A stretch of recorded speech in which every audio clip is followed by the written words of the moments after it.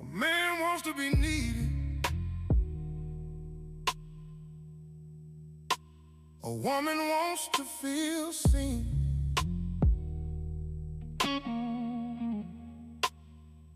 Both of them are bleeding from the space that lies between.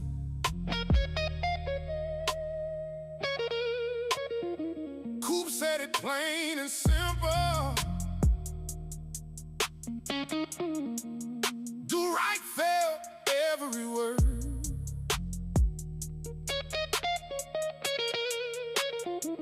Real love gets buried when the truth goes unheard.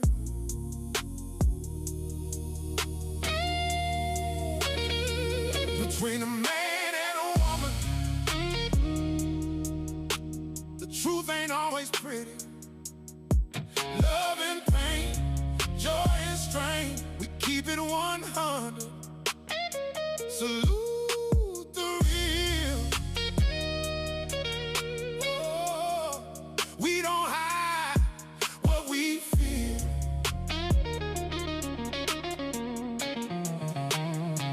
Between a man and a woman,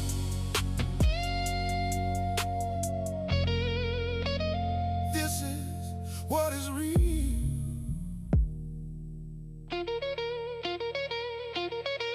Do-Right broke it down for you. Coop laid the whole thing bare. When a man and woman struggle, it takes two people who care. Real is complicated. Real don't always win. But we salute the ones who keep choosing to begin again, begin again. Between a man and a woman, the truth ain't always pretty. Love and pain, joy and strain, we keep it 100. Salute the real. We don't hide what we feel.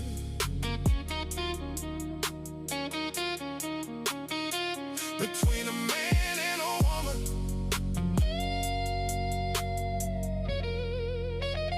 this is what is real.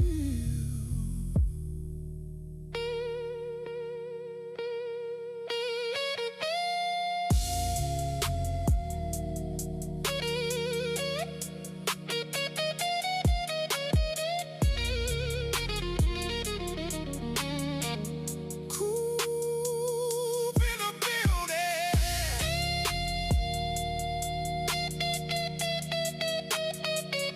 Do-Right on the track.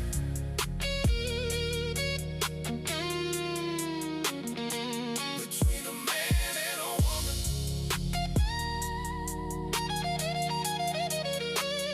keep it 100.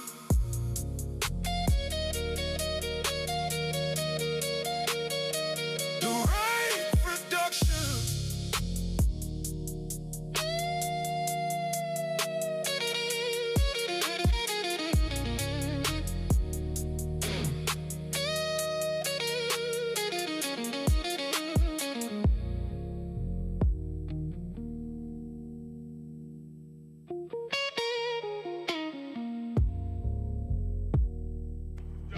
Fucking motherfucker! You know goddamn well, people, you wrong, man. All the puss I done hooked your ass up with. You better wear your bulletproof vest all day. All motherfucker day! You too, you fat motherfucker! Good morning, my neighbors! Hey, fuck you! Yes! Yes! Fuck you too!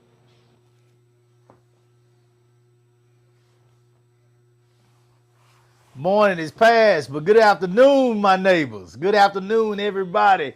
Thanks to all the people that tune in to us to another episode of Salute the Real. I am your host, Brandon Cooper. And with me is this hardworking man, hardworking black man that's trying to bring the rhythm and the soul back to Austin, Texas, guys. He's trying to create the gala spectacle. This unbelievable, event that's going to occur in June. Rhythm and Rise. The legendary Do-Right. Do-Right, how you doing today, sir? I'm fine compared to all these problems I'm having today. I swear to God, every day it's something new. It's something new. Don't mind me. You got the show until I get this thing working. Jeez. Well, now when you say you got problems now, hey, you living, you walking, you breathing. Oh, no, not them kind of problems. Okay. I don't know. So Not them kind of problems. the health is good. Yes. So health is wealth, and you're fine now. Yeah. I'm Okay. talking about these technical problems. Technical problems. Oh man, well, Yeah. hey, look here. Man. Odell told me a long time ago, if it was easy, everybody'd be doing it. For real. There's a reason you the legendary Do-Right. Goddamn. Yeah, I appreciate that. There's a reason. In these moments, I don't feel legendary. Shit. They gonna write books about you, goddamn. They gonna write books about you. Look here, guys. Comic books. Comic book. Hey, comic books made a lot of money over the years. Yeah, I can be a Avenger. Yeah. Comic books have made a ton of money. Look here, guys. We want to thank y'all. A lot of people reached out to me about, the last show. And really? yeah. Basically telling me to relax and chill. Oh, And Coop, you got some amazing. Don't fuck it up. And Lord knows, I hear y'all and absolutely agree.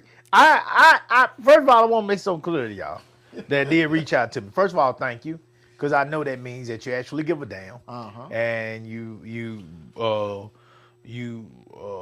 whether you just started or you've been believing from the beginning, you believe and you see and believe in what we're accomplishing with the youth out here. So thank you. I want to make that clear first before I say anything else. Thank you for your honest opinion, on as Do-Right said, the issues that come about when dealing with the business that you're dealing with, and there are always going to be issues, and I have always told y'all that there is nothing in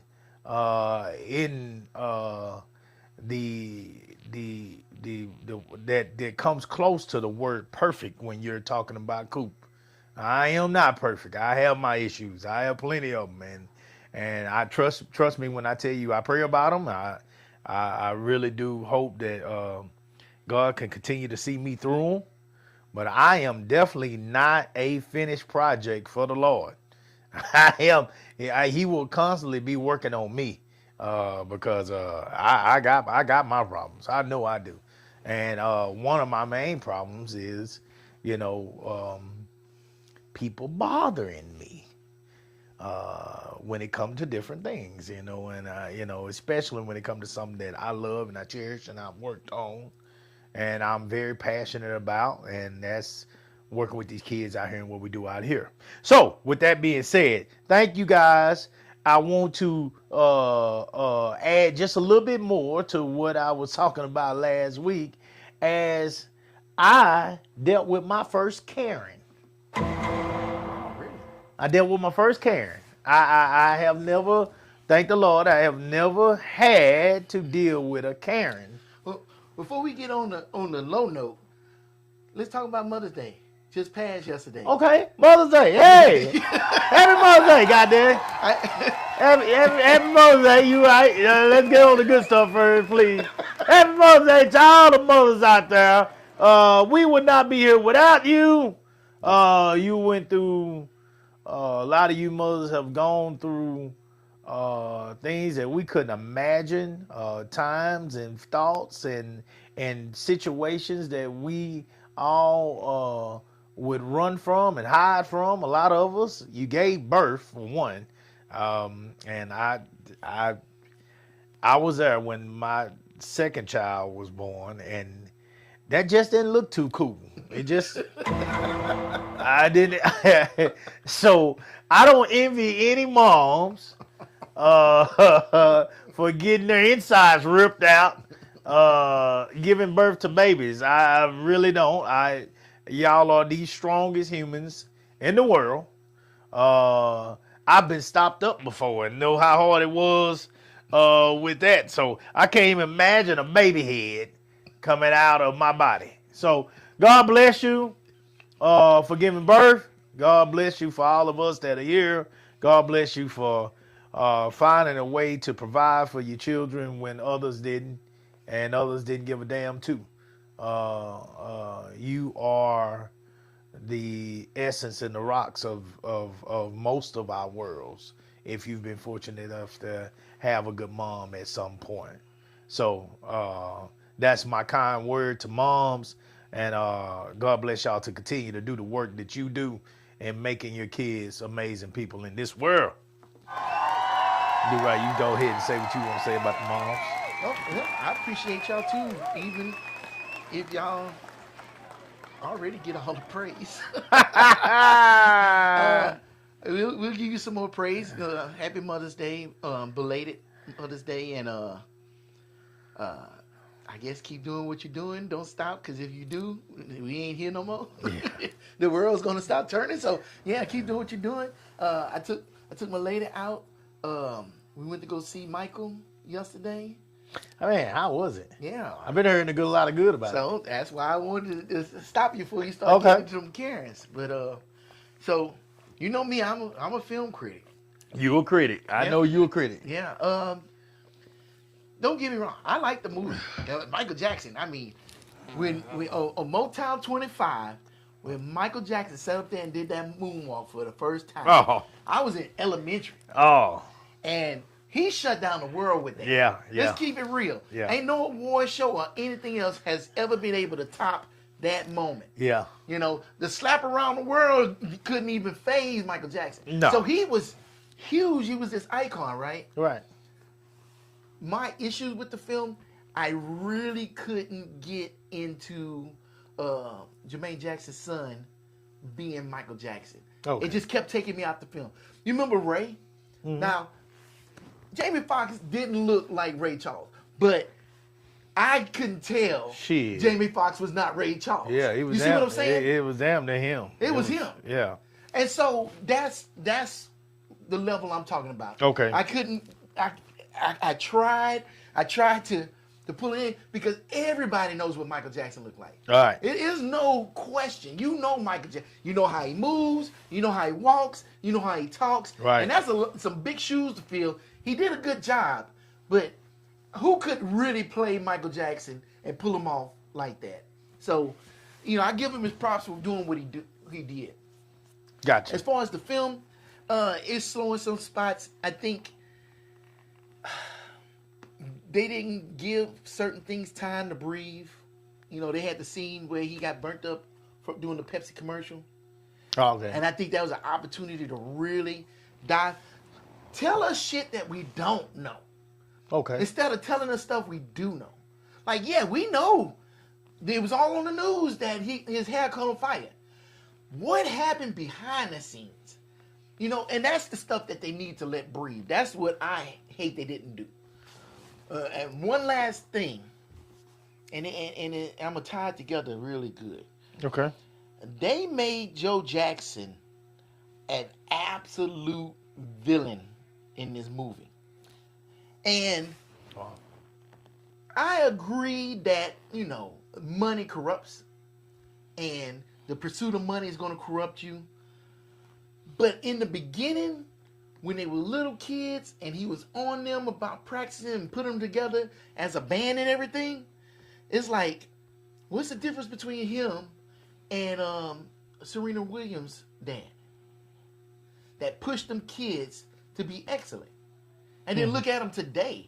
I mean, if he wasn't pushing them kids to perform and get better with their singing and dancing and everything, would he have a drive in the backyard?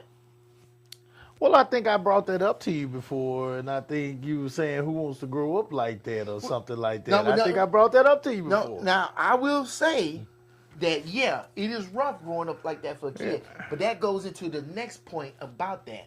So a lot of people may not know, some people do know, but the Jacksons grew up Jehovah's Witnesses.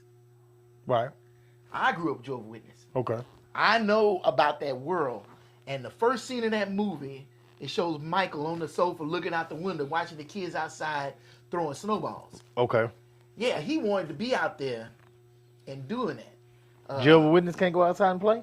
Them parents don't be playing that. They don't want you associating out there in the world. They try to keep you separated from that.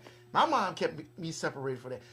Cool. I wouldn't be into all of this stuff if it wasn't for my mom trying to keep me in the house and out away from that. I wanted to be outside playing football and basketball. I'm the person I am today because of her being a Jehovah's Witness. And I think that was an opportunity to sit up here and learn something more about Michael Jackson than the stuff that we already know and that's been told. Because half of that was from the religion and half of that was from him being a parent. And if there's another half, or we call it a third, is wanting to get out of poverty. You know what I'm saying? Okay. And they touched on the poverty aspect. They touched on the parent aspect, but they never touched on that religious side of it, because I think it's important that everybody knows the full story, because a lot of people don't know that side in that world. You know, you one day talk to Melinda, ask her how, because she a witness kid too. Ask her how her upbringing was. She'll tell you some stuff. I ain't trying to paint it as bad or anything. It's just those kids are not part of the world like regular kids. Like when I'm in elementary school and they had the Christmas parties, I was sitting in the desk outside in the hallway. Now, imagine what that will do to a kid. A kid not fully understanding. Because of celebrating Christmas. Yes. Yeah. Now, I know that part, but going outside to throw snowballs, I don't understand. Yeah, but it's still, you don't want your kid out there around those kids doing all this stuff. You got to keep them on the path. They strict about that. You know what I'm saying? I can tell you some stories. I got stories. Tons of them. Like, I had to beg my mom to be in track. And I couldn't go after school. I had to take track class in order to do all my practice during school hours. You know? And luckily, the track meets were on Saturdays and not Sundays. You know what I'm saying? It's like everything else in the world is secondary. Being a witness is primary. Okay. Everybody else, everybody. I think that's to church supposed to be that way technically with all religions, really. You know, your God is supposed to come before all things, you know. And I think any religion probably talks about in some kind of form or fashion. Right. I know Christianity does, which I grew up with, you know, Jesus not Christ. Christianity. You mean, were you Baptist? You Catholic? Well, yeah, I was Christian, but I was a Baptist Christian. Yeah. All Christianity is all those different. Okay. Yeah. So you talking about? Well, do they both use the Holy Bible? They use the King James. King James version? Yeah. Okay. So if they all use King James, then it's all Christianity, but each one of them believes differently, or they see different things differently in the Bible than other ones. Like Mormons still use the Bible, but they different from witnesses, different from Baptists, different from Catholics. Are Mormons the ones that Mormons not the ones that kind of go off by themselves, or they? No, the Mormons are the ones that used to go around to the door. That's Amish. Amish, that's the one. Okay, Mormons are the ones used to come around in the green pants and the white shirts that come around ride the bikes. That's the Mormons. Yeah, they ride the bikes around to the house. Okay, yeah. Oh, I don't know much about the Mormons. I never.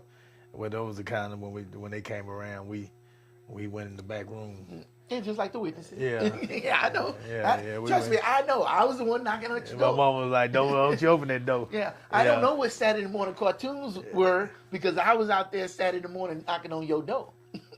It's a different world for kids at going to the Kingdom Hall. That's why I say that they missed a perfect opportunity to put that in the movie so people can understand.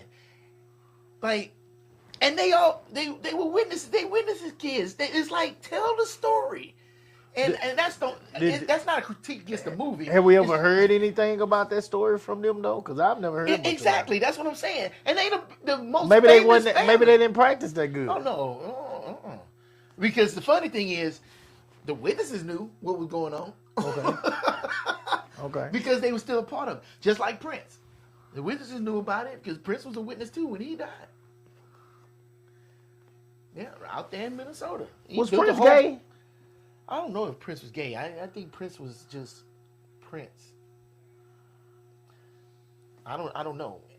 Or bi? I don't know. I'm not going to speak on that because Yeah. Oh, I'm just asking. I don't know. I mean, he presented like he was gay. I always thought he was at least bi. Or he I know was he just that confident that he didn't give two shits. That too? Could be. I mean, anybody can perform with their ass cheeks out. Oh my God! You know what I'm saying? You got to be either. The gay or ass cheeks confident as should hell. never come out. That should be He said, "I want to show some cleavage." the ass cheeks should never come out. I'm gonna tell you something. First time I went to the hospital, I wore the gown. I put the gown on and I had the front out. I said, "This got that's to the be." first time you put it I said, on? "This got to be the way that the gown is supposed to be." Cause my ass ain't gonna be out. It ain't gonna be no hole in my ass coming out. I had to. The nurse told me. The nurse came in and say, "Miss Cooper, you got the gown on wrong." I said, "No, I don't. No, I don't." Wait a minute. You rather walk around with the thing. Hog is out. Hog just out. So did. She walked in and saw me. Hog just out. It is what it is. I know I wasn't. Shit. I wasn't gonna walk around with my ass cheeks out. No, we ain't doing this. So anybody that walks around with their ass cheeks out, I think it's a reasonable question to ask if this person swings both ways. You know, is that wrong? I don't know. I don't want to just make assumptions just because of what I see. I'd rather go by, what they do. And I don't know. Prince stayed with a bad one on his own. Yeah. I ain't never seen him walking around with no dudes. I never seen him kiss a dude or anything on any video or nothing. He's always been talking about women. Like I ain't never seen Tyler walk around with no dudes either. But Tyler Perry. Fair enough. But I don't know. Is he gay? Did he say he gay? Shit. But dudes behind the cold door keep saying Tyler grabbing on him and reaching and trying to get them in rooms and stuff. So I don't know. I don't know. I don't know. Anyway. But that to me, that's the movie. That's what I was thinking about when I was watching the movie. Like even the way his mom is and how she was in the movie, it's like I recognize that. You know what I'm saying? And it's like my sister-in-law. That was my sister-in-law. And they was witnesses since, they was kids. My niece, I saw that.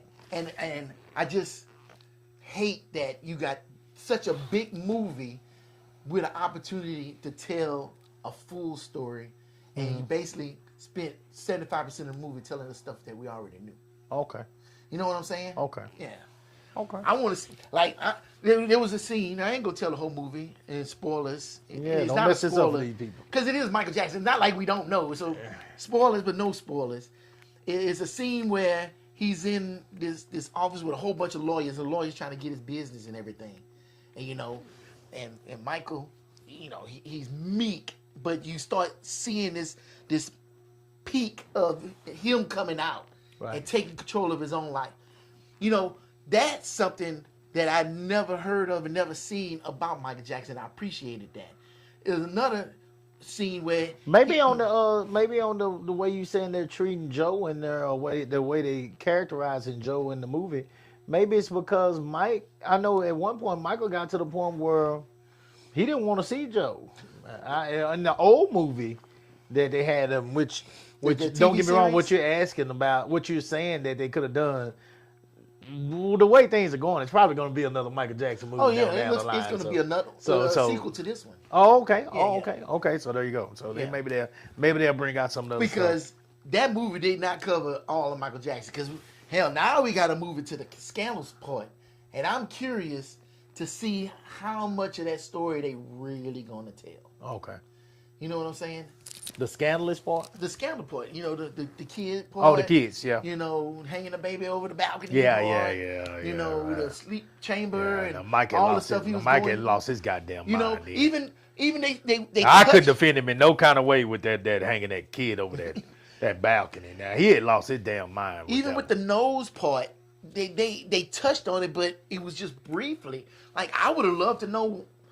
I guess they would not know what was going on through his mind, but his family should know more than we know. And if they're gonna sit up here, If and I make a remember movie- correctly, though, and you tell me if I'm wrong, I know you know more about Mike than I do. I don't know about that. But he pulled away from his family with a lot, though. I mean, he started pulling away from his family. There was times where Janet said he was so busy that none of them were hardly seeing him at one point. I saw on interviews, if I'm not mistaken. So would the family really know? I think there was times that only the mom was seeing him. I think in the early days, because in the movie it showed that when he made Thriller, he was still living in the house. Okay. When he got his surgery, he was still living in the house. So, they had to. Now, see to me, that. I don't know about y'all, but to me, that's when Mike was at his best. Oh, Thriller. In it? Thriller and Beat It. Yeah. God damn, dude. That was so before his time, to me. My opinion. Mm-hmm. When you talk about good, creative videos, like, Thriller was just on a whole nother level. At an early point. Like, Yeah, he was still young.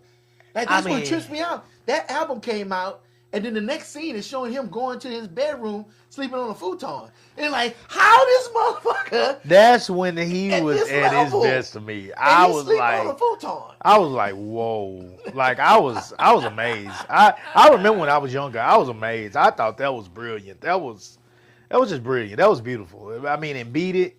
Yeah. Oh my God. Beat It was just I just cut it for Beat It so bad. So And much. Michael Jackson was the first black artist to be played on MTV.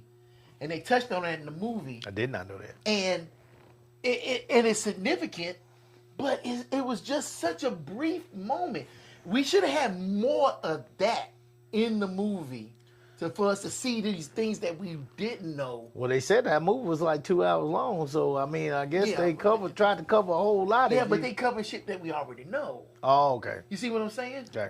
That's like I That appreciate you already know, or that everybody knows, because maybe this next generation don't know it. Oh well, shit. If we make shit for the shit that they don't know, then we'll be going back to square one on everything. Who's gonna who can they guarantee is gonna go to the movies? Oh, Who us, do you think? Us. We grew up with Michael Jackson, and when I was in that You would theater, think there was that- no little kids. It wasn't no kids in there. That was all people my age and older. Okay. I mean, because that we grew up on that. Like Yeah. I said, I was in elementary True. with Michael Jackson. I mean, the movie started in 1966. What movie? This movie, Michael. Oh, Mike saw him. Yeah, 19, God. you know what I'm saying? Yeah. So his career spanned over a lot of people's lives. Yeah. Yeah, I think there's little kids that will probably like Michael Jackson, but there's enough stuff about Michael Jackson out here in the world that they can watch that miniseries movie. They can watch this, tons of videos behind the scenes, all these music videos. They can learn so much about. For me to say, we don't need one piece of media to cover every single thing he did in order for these kids to catch up. There's Okay. enough stuff out there for them.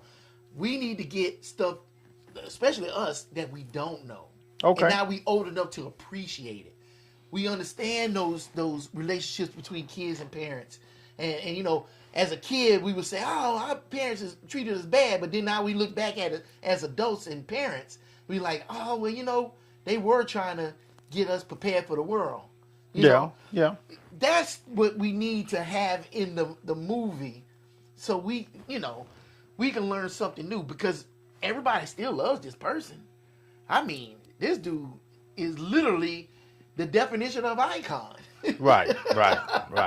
So he's never gonna die. So let's put some more information out there so we really get to know who he is. I think that they're afraid to put too much out there because they afraid that they're gonna kill his legacy. Gotcha. Yeah, that's what I feel, and that's my take on the movie. Okay. So, All but right. I enjoyed it. Don't get it wrong. I enjoyed it. The music and everything, you know. Yeah. And what's the name that played Joe Jackson? That brother is a damn good actor. Yeah. Let's keep it real. There's certain people that you'll never forget. Nino Brown. Yeah. What's the name that played in come on. Tina Turner and Ike Turner. When he played Ike Turner. Lawrence Fishburne. If you wasn't fussing at that damn TV, then I don't know. You ain't watched the damn movie. You Right. know what I'm saying? And he played the absolute hell. Yeah. If he's not nominated for an Academy Award, that shit's rigged. He played that good. Out of everybody in that movie, he played the hell out that damn movie. He Really? made the movie. Well, you know, Lawrence Fishburne never got. I know, and he's an excellent actor. Yes. Yeah, but I still think his day's gonna come because he ain't done. I think he got even more good performances ahead of him. Hell, and Tina Turner didn't either. Oh yeah, but that was back in the day when they wasn't giving shit to black movies. Oh, well, Sidney Poitier got one. Yeah, barely. And I think that was more of a let's shut them up award than anything else. Yeah. Unfortunately, that's my opinion. Maybe so. Because they were so few and far between. I mean, you get one to Halle Berry for getting basically Railroaded by a white man. yeah, and you give one to Denzel Washington. By playing a crook. Yeah, you know, Crooked what I'm ass saying? cop. With all the great roles, both of them played. Both of them have played. Yes. So, man. Denzel done played. Oh my God. No, they didn't get me started. Denzel got good movies out there. I still have not seen yet. I mean, I still got to watch Book of Eli. Oh wow, you haven't watched that? I haven't watched it yet. I watched parts of it, but I haven't watched it through to really get it. He makes his movies. I give him that. He is. God damn, man. Denzel is. And hell, even Sidney Poitier, he won that for Who's Coming to Dinner? I can't remember which one he won it for. I don't think so. But he was also in The Heat of the Night. You see, he didn't get nominated for that. He played the hell out of Mr. Tibbs. Yeah.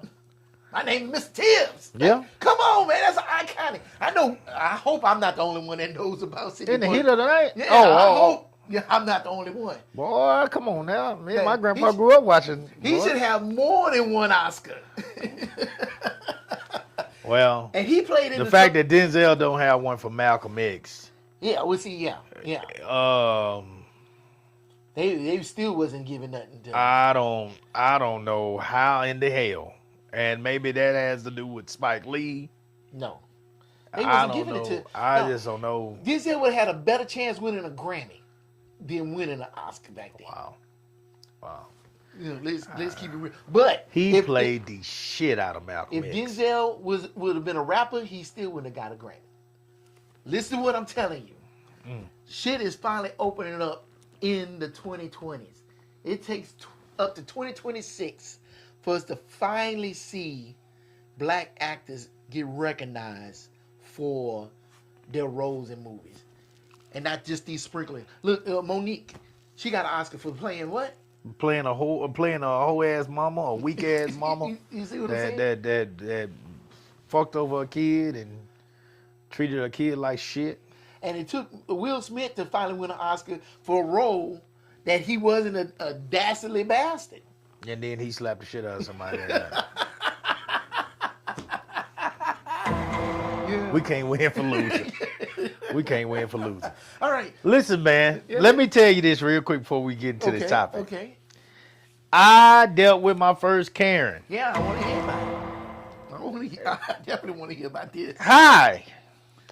Your organization held an event last weekend at Burger Stadium. I have lived near the stadium for 17 and a half years, and I do not recall an event as loud as yours in all that time. Loud. Okay. First of all, we've been there the last 3-4 years, and I had more speakers in those years than I did this year. But So anyway. this somebody that attended or stayed around in the area? No, she lives in the area. Okay, gotcha. Yeah. She said, and they hold 3 months of marching band events every year.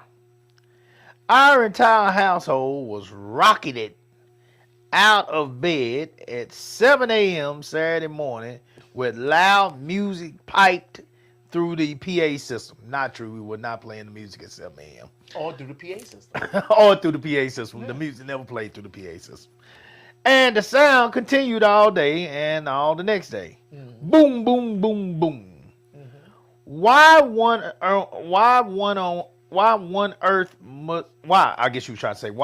earth must you be so loud? It's a track and field. This is what pissed me off. This is what got me.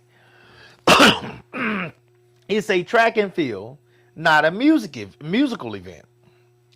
Please, for future events, either don't pipe the sound through the PA system, which we never did, or don't have music at all. You don't need music. Again, this is what pissed me off. You don't need music for a track and field event. Please be kind to the folks around your events. Sincerely, such and such and such and such. Did they actually put their name? Yeah, she put her name. So wait a minute. 2 days out of 365 days on the weekend, and you butthurt about that? But you live next to this stadium where she, in her own words, I hope it's a she, in her own words, Oh, it's a she. that there's bands playing, and you know there's bands playing because you can hear the motherfucking bands. Yeah. But you cool with that? Do you say to the school, hey, I don't understand why y'all got bass drums and kettle drums I and motherfucking promise trumpets. you, if those bands are playing, they are just as loud, if not louder, at night than us at night, and they're at night. Now we're not You at wasn't night. even there at night, cool. Yes. It was still daylight when y'all left. 6 on the first day, 5 o'clock on the second day. Now let me explain something to y'all. Now you making me mad. Yeah. Oh. Trust Make me. me mad. Trust me. I went there. And I'm saying this, guys, because I know I should not have answered. Oh no, you didn't respond. Oh, I responded. You're gonna have to read that response. 'Cause I'm there's not no gonna way read you it. getting away with that. I'm not gonna read it. No, cool. I'm not gonna read it. No, I- you don't have to let me read it I told so her I can ass. react to it. I told her ass. I got it. No, I gotta read it. I told her ass. I won't read it out loud. I told. Oh yeah, I'll let you read. Okay. It. I told her ass, but I didn't tell her ass. But I did let the petty come out. Passive it- aggressive or petty? Well, I corrected her on things that she did. She said that were not true. Uh-huh. I definitely did that. But I kind of answered it first thing in the morning. Probably not the best that I could have, because I get up I check my email, everything first thing in the morning, and so I probably checked it, and I probably or at night doing when I'm waking up in the middle of the night working whatever, and I probably checked it, and I probably answered it. Not like I said, not the best I could have, but point is, this woman is at Burger Stadium holds, as she said, with the band events and the football events, some of the biggest sporting events that Austin has to offer. Mm-hmm. Track championships, when you talk about area and stuff like that, Friday Night Lights. I mean, it holds some big events. And she said that this wasn't the loudest event that she had ever heard over there. This was the blackest event that she ever seen over there. Now, I agree with that. I know that event wasn't that loud because I said We didn't have that music. We didn't. Let me tell you before you say that. We didn't have that music nowhere near where it used to be in the past. Trust me, I have had my boy that brought out that big diesel truck bring out some monsters out there, and we stopped bringing the biggest ones because we felt like, okay, yeah, Coop, you're going a little overboard. You don't need this much. You know what I'm saying? If you paid attention on certain races, I'm right up on the kids. And I'm shooting the smaller bullets, but I'm right up on the kids because I'm playing music the entire time. You know, and after it got past a certain time. We know now not to pipe that music up, as she was saying, until after 10 o'clock. That's the rules. And so after 10 o'clock, we can play music. And we play. We know that because of past lessons, history, you know, that we understand now. So when she says 7 o'clock, first of all, that's a lie. We were on the PA system, but when music, that's the guy that's announcing the races, announcing the meet. Now, if you got a problem with the PA system, that's on you. Because first of all, let me explain something. This is a sporting event that we have taken care of. We've put everything in that we're supposed to do. Okay? And with that being said, I know you're lying about the PA system. Now, you might be able to hear it. I'm not saying you can't hear it. I don't even know what she says, so I'm not going to sit here and say she can't hear the PA system. But I am saying that I know it's not such a problem that you should, oh my God, this is terrible. Because I got people under the stands that were complaining that they couldn't hear the PA system. Right under the stands. So, and this is before the music got loud, so you can't say it's because of the music. So with that being said, you just hate. You just hate. And when you make time out your day to contact me with absolute hate, you best believe Coop gonna goddamn respond. Now, I should have let Candace respond to that. Because there's an easy answer to that could have went on. Because everybody gonna say, Coop, you done had your event. You had your event. It was successful. You know, everybody was happy. Everybody's good. You could have just said easily,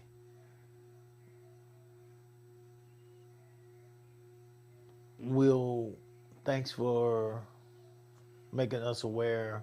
We'll try to do better next year. Have a great day. It would have been over. You could have did that. And I'm fully aware. But if I did,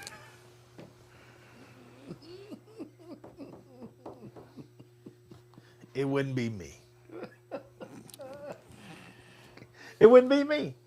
And I'm not gonna let nobody just talk to me any old kind of way. Now, what got to me is that she said it's a track and field event. You don't need music at a track and field event. Well, house, you don't need to be emailing me about what the hell I'm doing. You don't need to be goddamn up fucking with me either. But you chose to do it. Yeah. It's my event. I'm choosing to have music. Why? Because it's bigger than track, guys. It's bigger than track.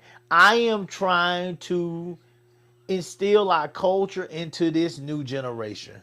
I'm trying to remind this generation that we can get together, we can have a good time, we can listen to quality music, we can eat quality food, we can have our culture all over burger. All over burger like DNA. We can have our culture all over that place and give it to all these people that have made time to come out here and fellowship and still have a good time. Because most of the times, the word is, the belief is, that if we get together with good music and good food, then somebody gonna act a goddamn fool. And somebody gonna end up pulling a pistol.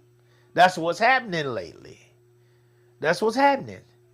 But so far, I am proud to say that to my knowledge, no weapons have ever been pulled at Clash of Texas.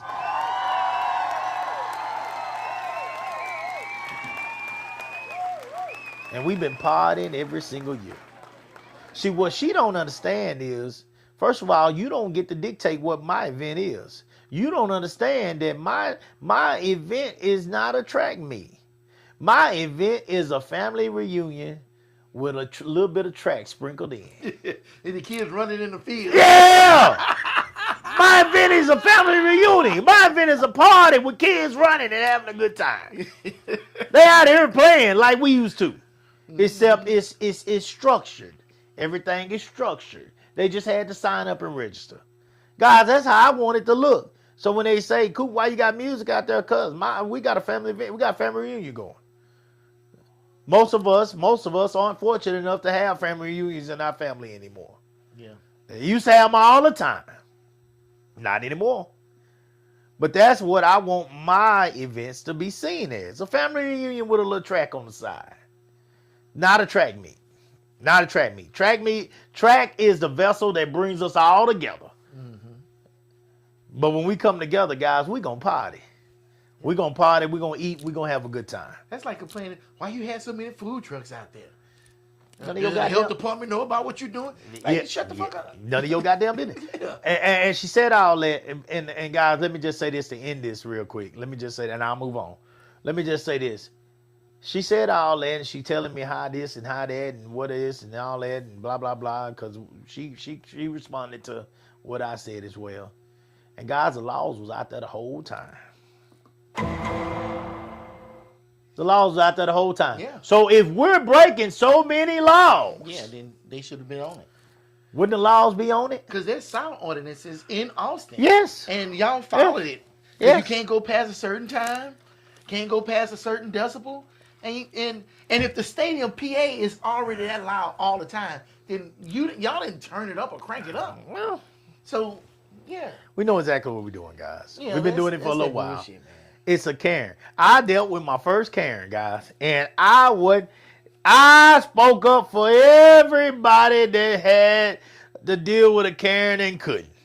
I spoke up for all of them, and I spoke up proudly. Now, she might cause some problems for me in the future. You know what I was thinking? You remember Lean On Me? And that one black Yeah, mom yeah, that sat up there yeah, and yeah. she wanted to get Joe Clark? Yeah, we don't want a good principal. We want Mr. Claus. Yeah. Yeah. They don't want a good track director. They want Coach Cooper. That's what you're going to hear. So it don't matter. Do what you do. I told her that too. I said, Miss Karen, when I finally finished talking to her, I said, Miss Karen, do what you got to do.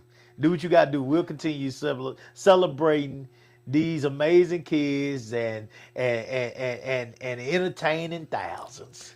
Yeah. Good. Yeah. That's We'll continue to celebrate these amazing kids and entertain thousands while you complain. You do what you gotta do, Miss Karen. Do what you gotta do. You do what you gotta do. I told her it's my first time ever dealing with a Karen. Do what you can do. Do what you gotta do. It's the first time for everything. And you know. that area is so big. It's like, very big. I don't even see houses when I'm there. It's very big. It's a very big area, and you gotta understand. Now they got the baseball fields that are closer to those houses even than the stadium, and I'm just trying to imagine, like, you know, because they play playoff baseball games over there and all that kind of stuff. I'm just trying to imagine how it sounds then, and what do they say then, you know, when baseballers are getting knocked all in the yard. You know, I'm just trying to imagine it. You know, but anyway, man, you know, but again, it wasn't the loudest event that she's ever heard. Or it might have been. I don't know, because she might not have been paying no attention the other times. But she was paying attention this time because it was the blackest event she's ever seen over there. That's for sure. That's for sure. And guys, I'm gonna tell you, we're in a place in this world where if you don't think racism exists still, then I don't know what rock you under. But it absolutely exists, and it does not matter what you're doing. It don't matter what you're doing. It don't matter if you were out there having a barbecue with family and friends, or a block party, or you out there doing some event for kids. It don't matter what it is. They see you, they don't want you there, and they're going to complain. And look here, I am not the one that's going to sit on my hands. Not me. Not me. I you know, now in the end of the day, if it ever come down to it, and it's either your event or Coop, we're gonna have to let it go because of the music. Okay, fine. Kick the music out, guys. We'll figure something else out. You know, if nothing else, old Cooper bring his own speakers out there, and I run my own music. You know, I got that. And I tell you what, we still gonna have music. Just won't be as loud. Don't matter. You know, cause I do have my own speakers. Oh yeah, he do. And they will rock that stadium. Trust me. Shoot. I tell you what, it ain't what we had out there from a boy Romeo, but they'll get the job done. You'll hear them. You'll hear the music. That's for sure. So I'm not worried about them. You know what? That woman push you to buy so many speakers, Scoop. You probably try to reach the most. Oh, but I tell you what, by the time I get to that next year, I'll have just as many as Romeo. Y'all know I don't give a shit.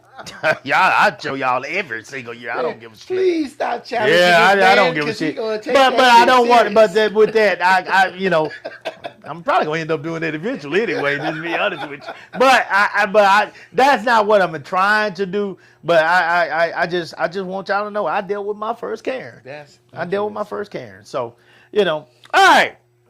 With that being said, anything else on your end before we go into this quick little conversation I want to have? No, let's go. Okay. I'm curious what you got. Okay. Well, this is pertaining to a lot of what we're seeing around here now. When I first came down here, you know, I was working adult probation, and then I transferred over to juvenile probation. And I told Candace along that time when we had got back together and we was living together, I told Candace, I said, you know, Candace, they put me, I'm like the gatekeeper pretty much for the gang unit for juvenile probation, like this gang prevention unit. And Candace was like, oh, ain't no gangs in Austin. There ain't no gangs. Ain't none of that stuff going on, you know, and all that kind of stuff, you know. This is Austin, you know. Mm-hmm. And what she was thinking about is the Austin that she grew up in. Mm. You know, old school Austin, keep it weird, you know, the music capital, you know, hippies, you know, guitars and bands and all this good stuff, you know, a little bit of weed. They ain't no nothing serious, you know. It ain't that bad. It ain't like Houston. No. It ain't nothing like that. Yeah. You ain't gonna get no episode of Gangland from Austin. Surely not Austin. Shit. These kids are out here pulling guns like you pull gum out your pockets. It is bad right now. It's really bad. And it's really, they're really doing things, guys, that they're losing their lives and losing their freedom for some of the dumbest stuff that you could imagine. It's not smart at all. It's really, really bad. And I say this because, again, this is part of the problem that I had when I was still working for criminal justice, is that I come out here and we would have an amazing week or amazing weekend with these kids that I got in this organization. And then I go back up there and I'm seeing these kids that are 14, 15, 16, 17, fighting adults, biting adults, spitting on adults, cussing out adults, you know, bullying other kids, stealing cars, breaking into houses, got all kind of guns, never going to school. And when they go to school, they fighting. When they go into school, they skipping class. When they go into school, they hitting on teachers. You know, all this stuff. I mean, robbing people, kidnapping people. I had one that kidnapped a kid. All this stuff that I was seeing, because I got a tougher caseload. I had a tougher caseload toward the end of my time in probation. More of a caseload with more, being honest with you, a lot of aggravated cases. You know, you start to see that a lot of those kids did not have a chance from the beginning. You start to see that a lot of them were being raised by people. If you look past the kid, because they'll say, man, these kids ain't shit. But if you look past the kids, and I know this is said often, but really, truly, if you look past the kid, look to the parent, look to the grandparent, you'll start to see a trail of bullshit a lot of times. This wasn't always the case. Sometimes the kid had good parents. But did the parent get the kid involved in some things to help shape and mold this kid's future, present and future? To help that kid understand, truly understand right from wrong from multiple sources. Church, sports, music, technology, Boy Scouts, Girl Scouts, some other things possibly. Anything you can think of off the top of your head? Like YMCA. Dance, YMCA, gymnastics. Did the kid get involved in things where he or she had a village of people that could help mold them into what you would hope that they would become? What we got? Let's read some of this. Let's read some of the watch calls real quick before we go on They to talking the about story. your knees. What's wrong with my knees? Kaylee Perkins said, "You got those knees shining like a shooting star." Hey! I've been getting. You know what? I've been getting props on my legs because yes, I use castor oil. Okay. I use castor oil. I have a castor oil for skin that I use on my skin. So that's why my skin shines.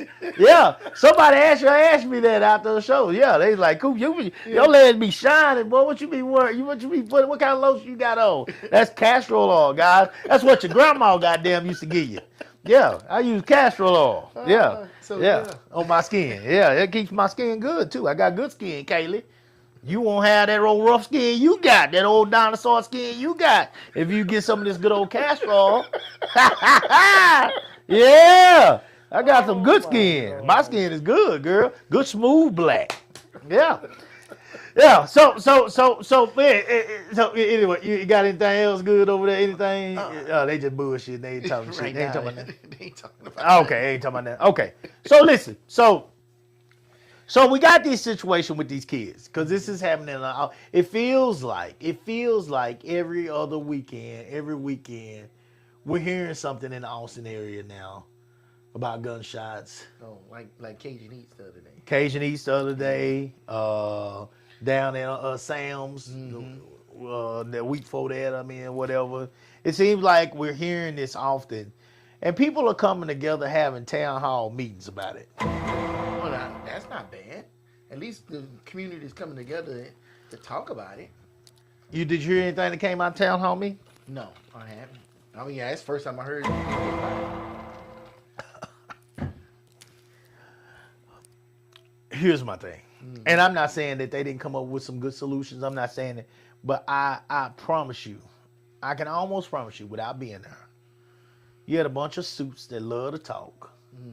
Oh, okay. You had a bunch of people a bunch of suits that love to talk, don't know shit about the current. I pray I'm wrong. I pray I'm wrong. But you had a bunch of suits that love to talk, don't know shit about the current generation of kids that out here that are doing this shit.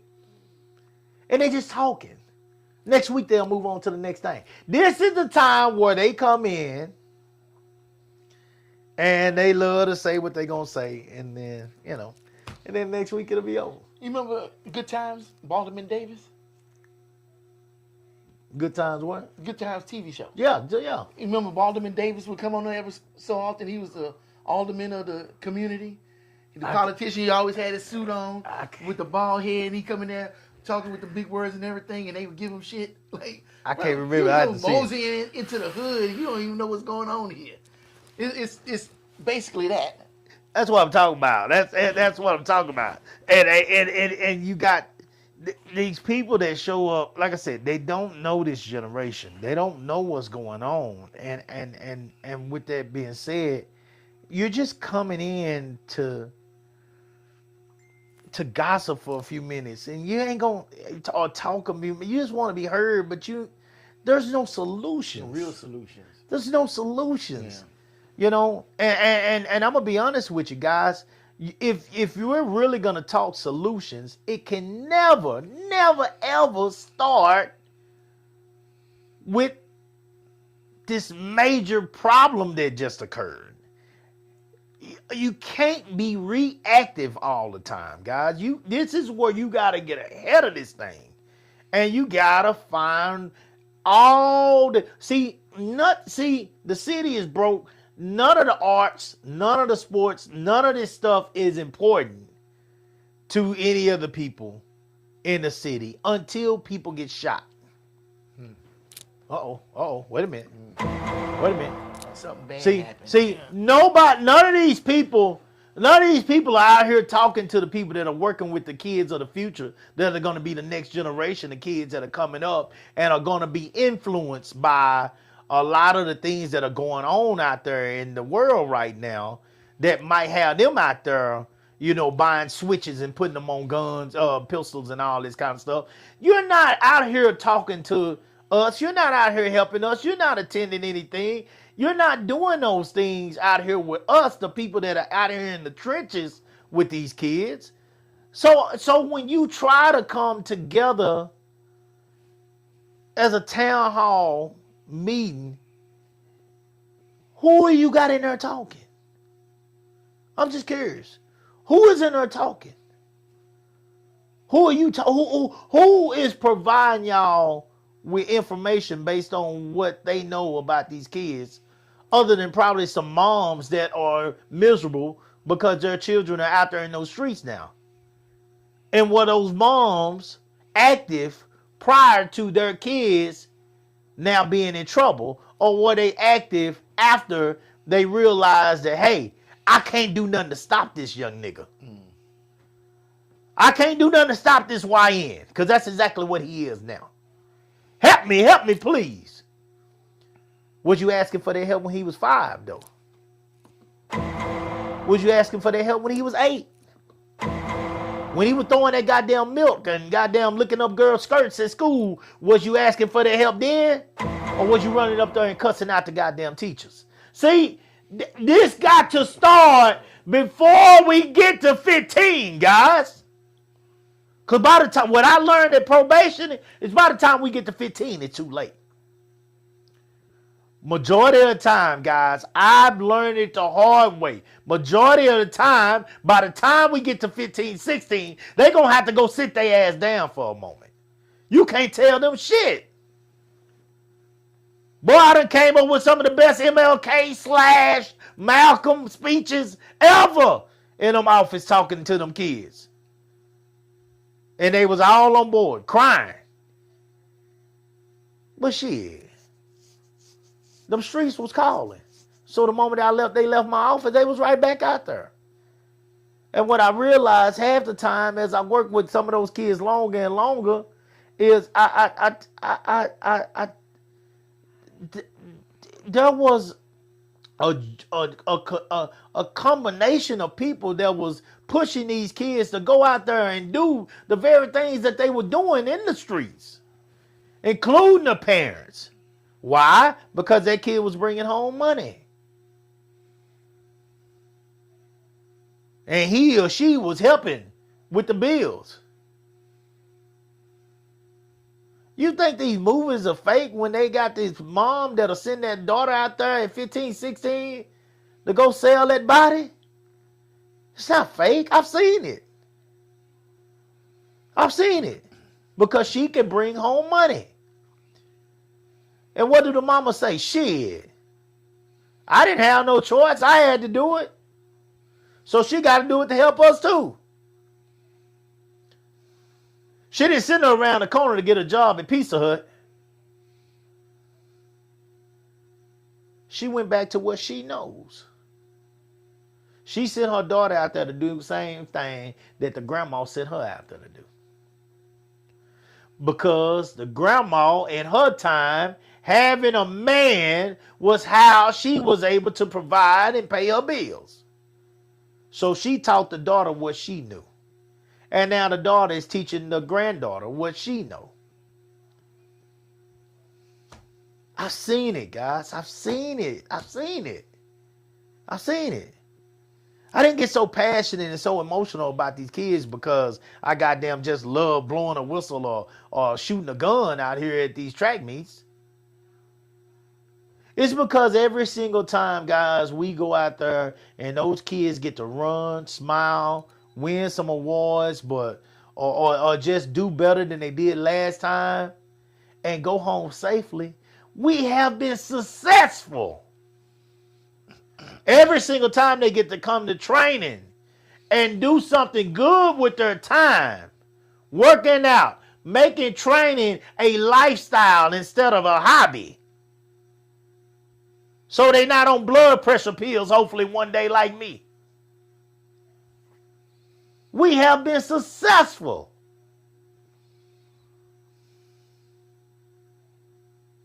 I got a story, guys. I got a story that I was working and I was listening to about a rapper.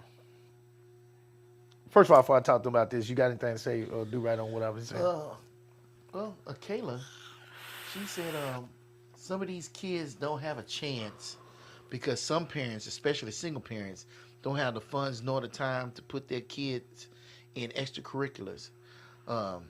That's where the community has to step in. We have gotten away from community, and some of these parents don't even want to say anything to their kids.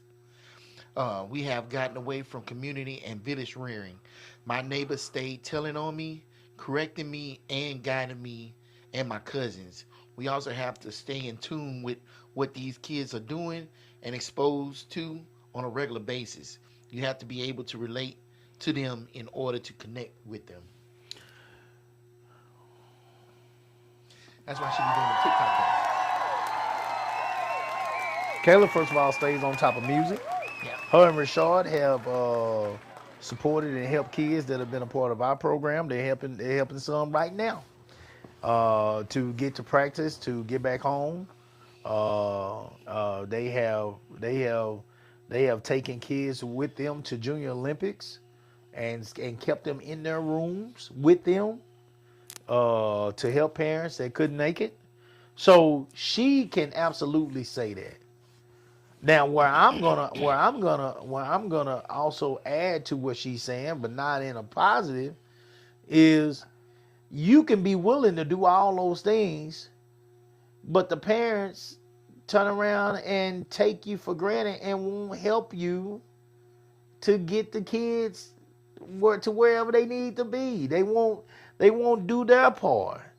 And when you say they too, I know it's hard out here. I know it's hard out here for parents.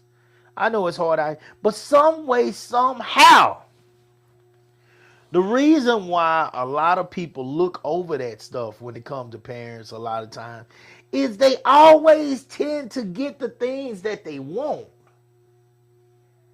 They always tend to get the things that you'll look at some of them parents and God damn, man, shit, they dress better than I do. God damn. If you go in their house, TV bigger than yours.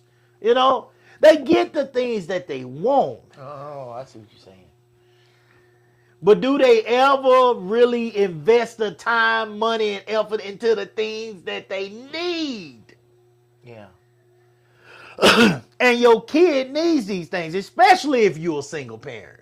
Your child needs the village. Mm-hmm. Your child needs people to listen to them when you don't have time because you working 2 jobs. Or your child needs people to listen to him or her when you don't have time because you got to go to sleep because you got to go to work. Mm-hmm. You done came home. You done made sure they got food. You done made sure they got clothes. You done made sure the lights are on. You tired. Okay, then you need some other people in place to help your child get the attention they need. If you don't help your child get the attention that they need, They're going to find the attention on their own. Yeah. And you don't want that. No.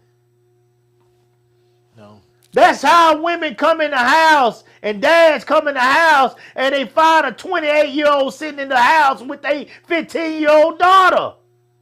Yeah. That's how. Because he gives her the attention that you couldn't give her.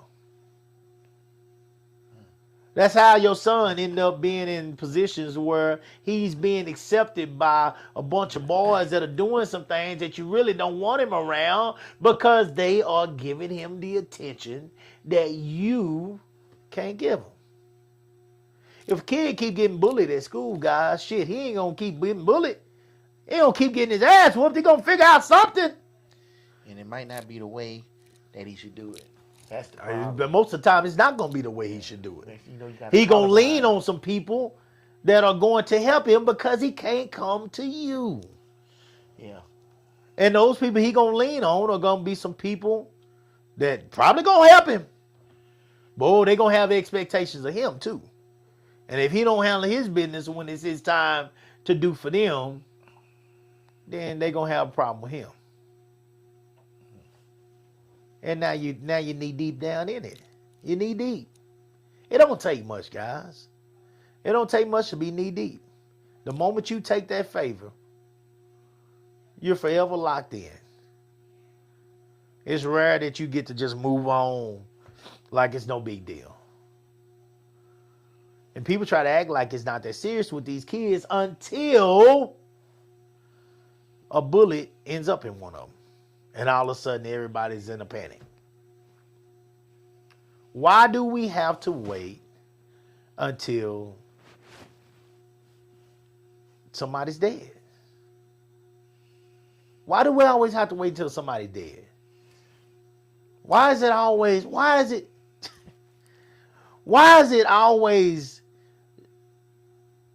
an emergency all of a sudden? Don't get me wrong, somebody lost their life. So it is an emergency. Don't get me wrong. But why isn't it an emergency when we see it happening?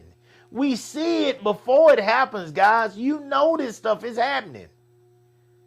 And if you see these things happening, why would if you got a 5, 6, 7, 8, 9, 10-year-old, why would you still be saying, I don't have time?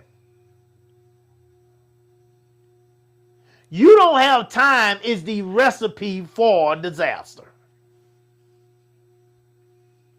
You don't have time is an excuse that a lot of people gave that are now watching.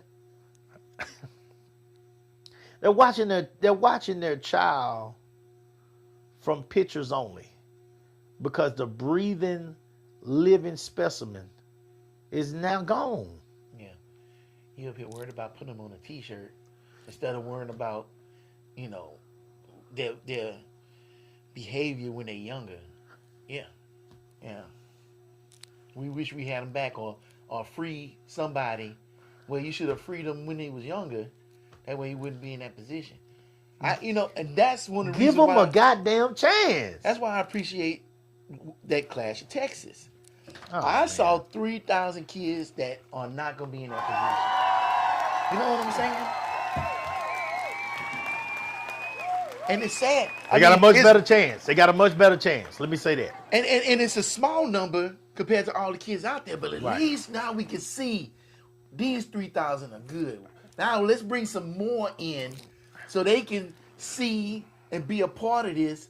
So now we have even a more expansive amount of kids growing up, and then we can see the future as being bright. And that's why I tell people I'm never satisfied. Yeah, because those that wish the world bad are never taking days off. Yeah. Those that desire bad on the world or are still pumping bad into the system are never taking days off, guys. This guy I want to talk about today, Pooh Shiesty, rapper. You ever heard about Pooh Shiesty? I'm not sure. Okay, Pooh Shiesty, Lontrell Williams Jr. Y'all comment, please comment. If y'all know anything about these stories, please comment, show us some love. Pooh Shiesty is a rapper. He's out of the Memphis, South Memphis, Tennessee area. He's been to prison before. First time he served time, served time for federal firearms conspiracy, and is currently back in custody now, facing new charges for an alleged armed kidnapping of Gucci Mane.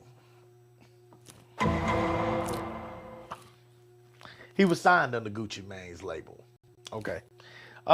In his first incarceration, 2022 to 2025.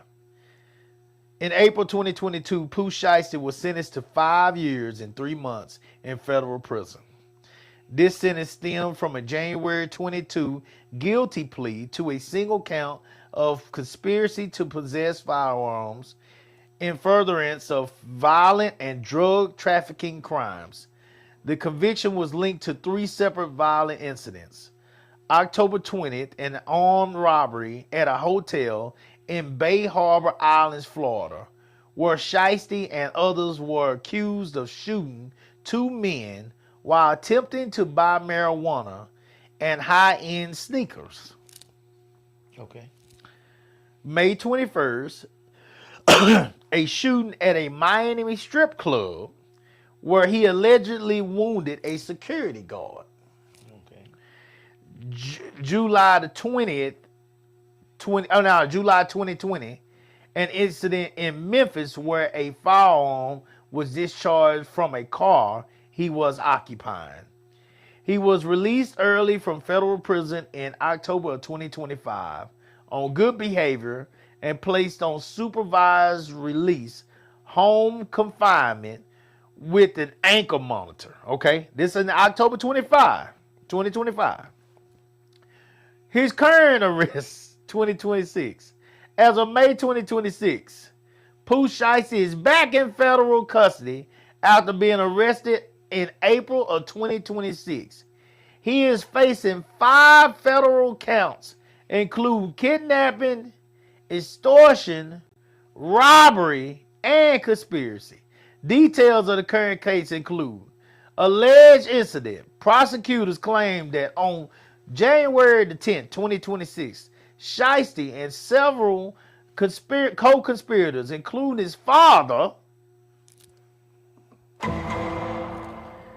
and rapper Big 30, orchestrated an armed takeover at a Dallas recording studio. The victim, the FBI identifies the primary victim as the owner of 1017 Records, Gucci Mane. The conflict: Shiesty allegedly used an AK-style pistol to force Gucci Mane to sign paperwork releasing him from his recording contract. Victims were also reportedly robbed of jewelry, Rolex watches, and cash. The man took all of the Gucci Mane stuff. It was easy to find him located. It wasn't even. It was very dumb. Okay, so first of all, Shiesty was he was under a 4-album deal, I want to say, with Gucci Mane, and the Gucci Mane was over the, but he's under the label as well, under the main label. He's still, so it did, basically, as we listen to the story, the stupid part of this was, the ignorant part of this. It's ignorant. It ain't stupid. It's just ignorant because he don't understand. And I think they said his dad was pushing him toward this because his dad was a very ignorant criminal as well.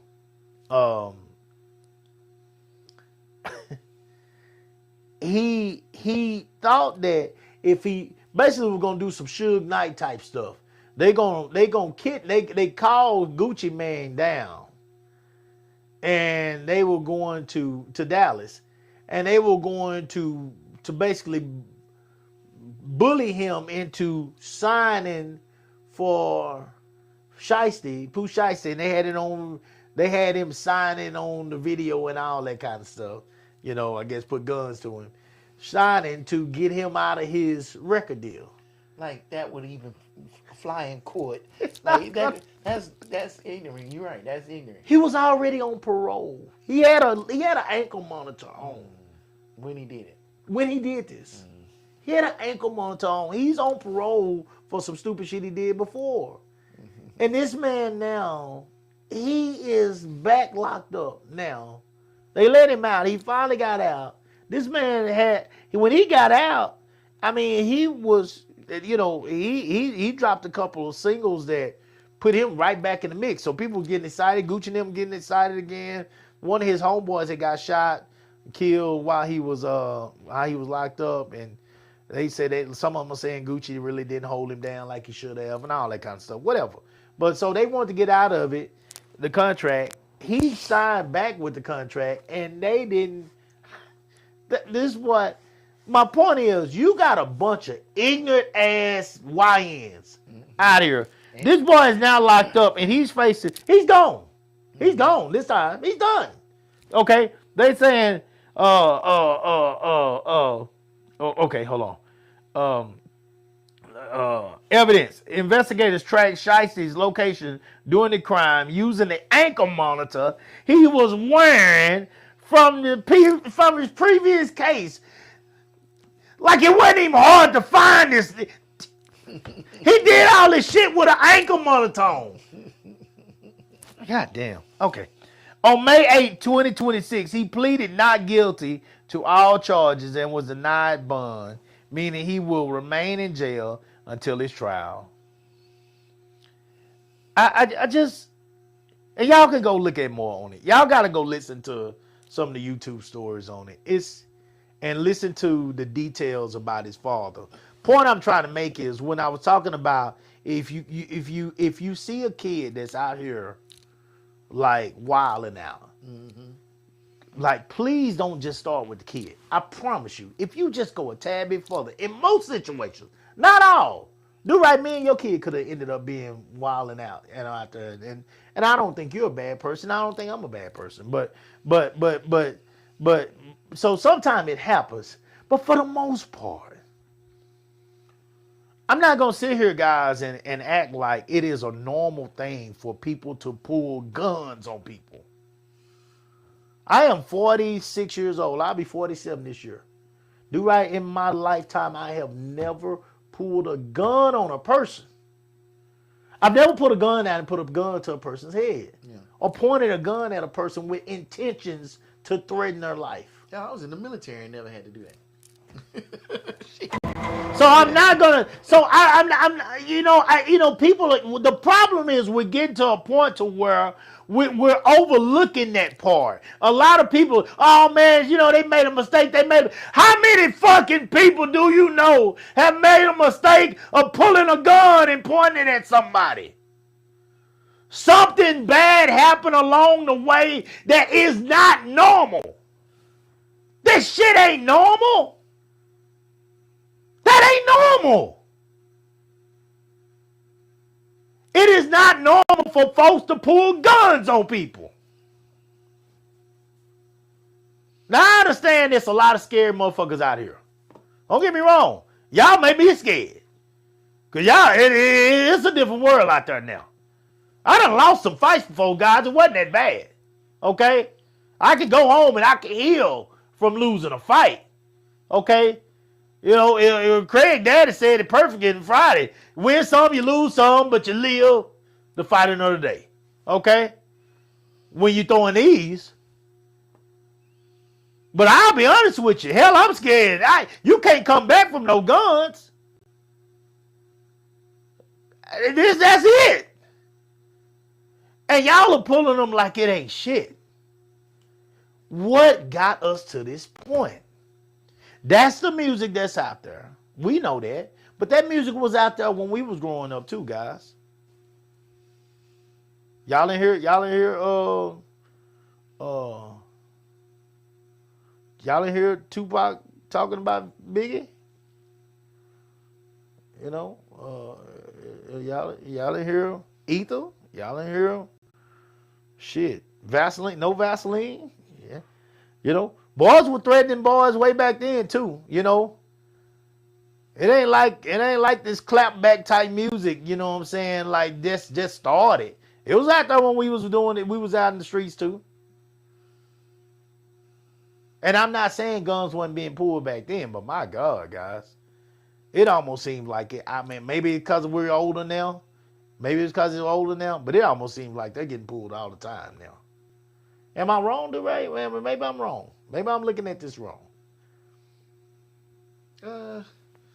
I think there's nothing new under the sun. Yeah. Whether it's a gun or a sword, I think shit's been happening like that since the beginning of time. True. Ain't and YNs ain't nothing new. They've been around since the beginning of time. Yeah. You know, at one point they were NWAs. True. You know, True. so I don't think it's anything different that we seeing. It's just we get older and we looking at it through a different lens. You know, that video was circulating online with that shooting at Cajun Eats, right? And it showed the moment when the dude shot. You can't see who did it, but I remember being young and seeing shit go down the exact same way. Many times at clubs and stuff like that, you know? Ain't nothing new. And then when you're young, we already know about that frontal lobe and that decision making, and young people don't really make good choices. That's why a lot of people that age is dying from dumb reasons, because dumb choices are being made, you know? Dumb games are being played and people winning dumb prizes. Right. You know, it's the same thing it's always been. How do you stop that? I have no idea. But I guess if you're going to stop it, it starts as soon as that baby come out. And how you treat that baby. Yeah. And don't lie. Tell me if I'm wrong. There's been kids you saw in certain families, and you said, "Oh shit, that kid is in a bad situation, and he's not gonna come out good." You know, I remember way back in the day, I went and visited this girl, and she had a kid, and you could tell she didn't give a shit about that kid, because I saw that baby looking, you know, going find bottles laying around, shaking them motherfuckers, trying to get something out of them. I'm like, God damn, this kid is hungry. Right. Why? This kid, he knows to go find bottles and shake and see if there's something left. Thank God nothing else was left in there, because if he drank it, he'd have been sick. And he would have really been up ass Schitt's Creek, because his mom wouldn't have brought him to the hospital. It's just, I don't know. This is a hard one for me, because I don't know what to say. And I would hate to have been in your shoes seeing the end results of all these kids in these positions, you know? Because that's a hard thing to see every day, especially somebody that cares about kids, to see kids put in these situations, you Right. know? I mean, I remember being in high school and seeing guys fight, and like you said, these motherfuckers start the fight, and then their parents would come up there cussing everybody out about, why is my kid suspended? And it's like, well, shit, your kid was running down the hallway with a chair and hit another kid upside the head. Like, why would he not be suspended? Right. Oh no, this is y'all fault. Well, shit, where does this shit start? But let's take a step back, Cooper. It was something that you said. You said that people that want bad to happen in the world don't take a day off. Not one. But I think that's a wrong statement. Okay. The statement is wrong because people don't realize that they fucked up. Everybody has good intentions, but Do they? But everybody don't know that the road to hell is paved with good intentions. You couldn't tell Trump that he ain't doing good and that his intentions are not good. Because in his mind, he believes that every fucking thing he's doing is beneficial for everybody. Bullshit. And there's a lot of people in this world who think like that and don't realize what it is that they are doing is harmful. And I believe there's a lot of parents out there that think the same way too. That's you wanting to believe the good, and I respect that. I respect that. Yeah, I think I think there are a lot of people that are absolutely corrupt. They have accepted it. They have accepted it and they don't give a fuck. And they just corrupt. I think there's a lot of fucked up people out in this world. And they don't care. They just do not care. And he's one of them. I think that he's so deep in all the shit that he done got. First of all, when you are a popular person, period.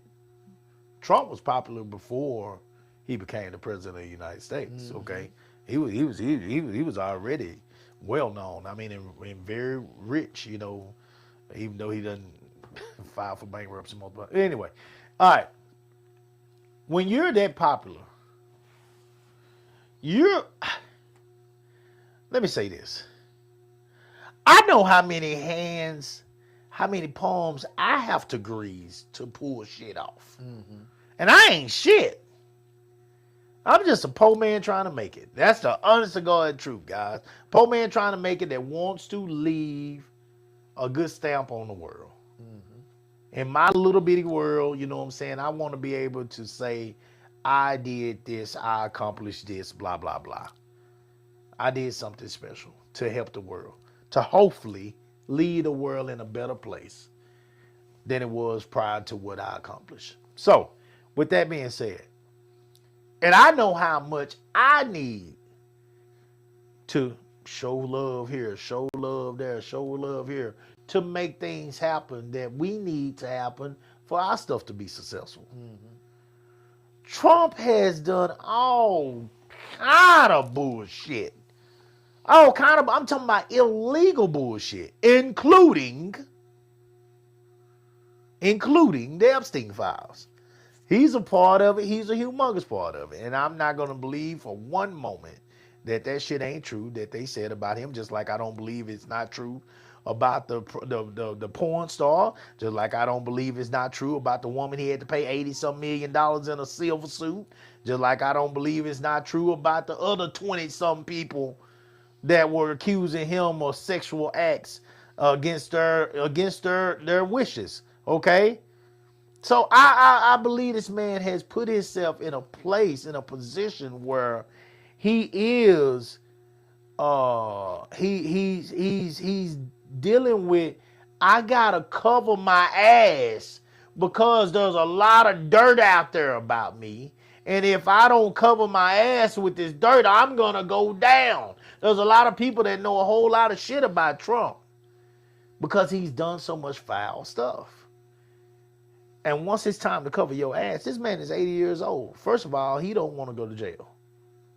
Secondly, he don't want to ruin his legacy and his people, his kids. This is about him and his people. So if you don't think these people will these people are already, there are people out there that are telling you like how they feel. I mean, shit, yeah, the poor man that got shot, Lord forbid. I mean, what's his name? The young boy that got shot, that got assassinated. Oh, Charlie Kirk. Charlie Kirk. Charlie Kirk said it. Like, we ain't got time for feeling, what was it? Feeling not sorry, but not compassion. What's the word he used? Empathy. Mm-hmm. We ain't got time for empathy.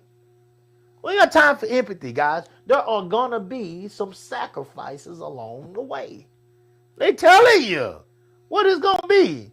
And if you don't think these people are willing to say, if you don't think that Trump knew that there was gonna be some sacrifices on January 6th, come on now. But for the purpose, for the absolute, the overall goal, if you don't believe that there are being some major sacrifices right now in this war that we're in, people are being sacrificed. And it never had to happen.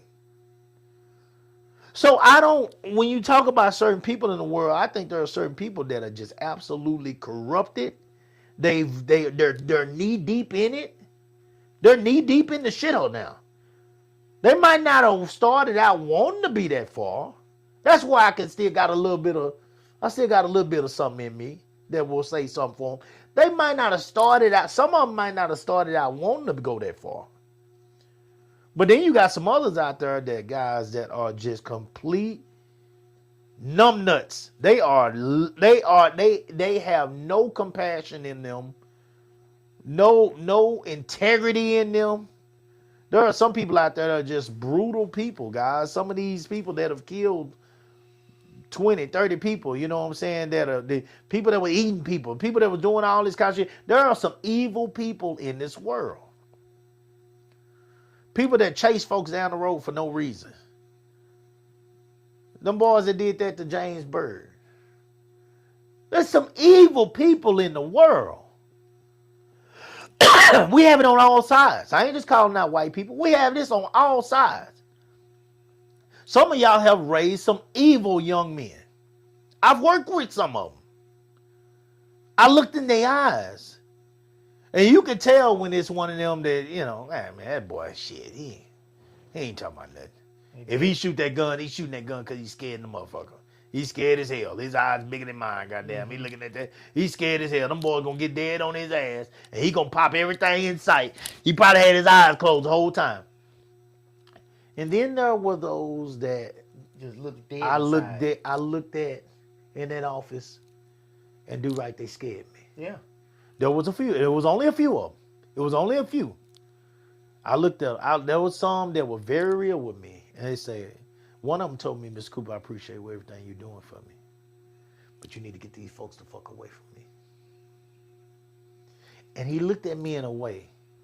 He looked at me in a way that showed me that he did not give two fucks about what anybody thought and what anybody was gonna do.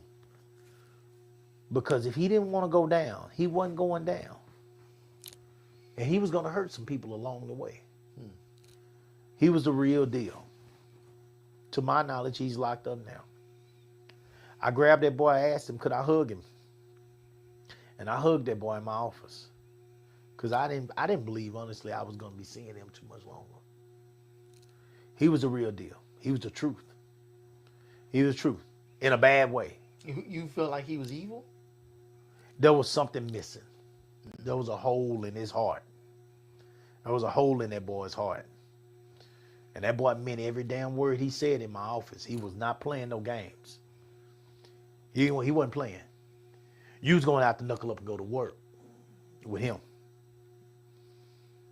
That's one of them that, you know, he's going to make you, he's going to try to kill you if he put his hands on you. He was real like that. He was one of them kind. So even if you got up out of that office, if he really wanted to put his hands on you, you was probably going to lose your job. Because all that PRT stuff that we learned with, no. You was going to have to put your back against that wall and knuckle up with this one. He was going to give you everything he had, and you was going to have to give him everything you had. Shit. This was the real deal. He wasn't playing no games. I had a few of them like that. He was the only one that truly scared me. I had a few of them, though. But he was the only one that truly scared. That one scared me. Because I could see it in his eyes. You can see when a motherfucker ain't playing with you. You can see it, guys. You can feel it. And that heart has hardened like that over the years. So much is taken away from that kid. So much was expected of him at an age, and he was utilized in ways that he shouldn't have been. He was turned on to things that he shouldn't have never saw. He was put out in them streets at times that he shouldn't have been out there. He was asked to do things, guys, that no young kid should be asked to do. I had to listen to that kid's story. And I'm going to tell you something, guys. For anybody that can sit there, and there's a lot of people that did it. For anybody that can sit there and listen to all that shit year after year after year after year and never go home, never get emotional, never get to the point where that shit fucks with you. I would be worried about them. I don't know what kind of person you are. I don't know. After a while, that shit broke me down. It broke me down. It broke me down because I can't. That's why I do right. You never hear me complain about shit, man. I am so blessed. I'm so fortunate. I'm so blessed to have a family that cared enough to make sure I got an opportunity. I'm so blessed and fortunate to have a family that gave me chances to be good, that gave me chances to do good, that did not expect me to go out there and do whatever it took to keep the lights on, or do whatever it took to pay the car note, or do whatever it took to put food in the refrigerator. They didn't expect me to do that. I was able to grow and develop as a kid. And Lord knows I had my problems growing up. I've told y'all many times about me, my dealings with bullies and all that. Lord knows I had my problems. But again, as Pop said on Friday, I had a chance. I was able to live to fight another day. And I was able to live freely. I wasn't locked up because I had to make some decisions that a kid shouldn't have to make. Yeah. I wasn't locked up because I'm out here playing with guns at 14 and 15 years old. I wasn't out locked up because I was led by a dad like Pooh Shiesties. Boy, that's man. As a parent, you sitting up here and putting your kid in a situation like that. You is are the ridiculous. absolute. You are participating in this shit with your child. You are the absolute example of trash ass parents. You are the absolute example. You are a Blind joke. leading the blind. Blind leading the blind. Yeah. And you already been locked up. You already did your time. And you didn't learn shit from that. And you out here continuing to add to this for now your son, who's talented as hell. Got all the talent in the world to go out here and make money. Make a living. Put y'all's family in a different category. Take y'all's family away from that shit. Yeah, y'all still trying to live the very shit that you hoping to get away from. That is the dumbest shit. This man still got a monitor on his leg, and he out here pulling guns on Gucci, man. Thinking that he gonna be able to get himself out of God. The ignorance, guys. It's like, who came up with that fucking plan? Nobody talked about it. You think that that's gonna stand in court? Yeah. Like, man, It's embarrassing, man. You gotta go. I'm talking about the story today because you got to go listen to the story. Y'all gotta go listen to it. When you get time, go listen to how embarrassing this story is. you know what it reminds me of? What we talked about last week Yeah. with the chef testifying. Because I went back and watched that. And like, who advised that woman? Terrible. Because whoever She did, kept saying, I'm not gonna answer that question without more information and shit like that. and I'm like, what are you talking about? It's a yes or no question. Yes or no answers.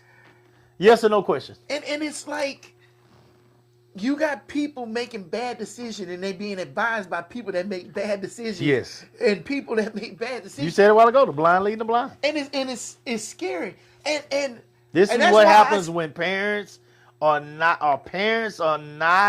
raising their children correctly, guys. Like, if they cannot come to you for solid advice. But see, that's what I'm saying by Or the village.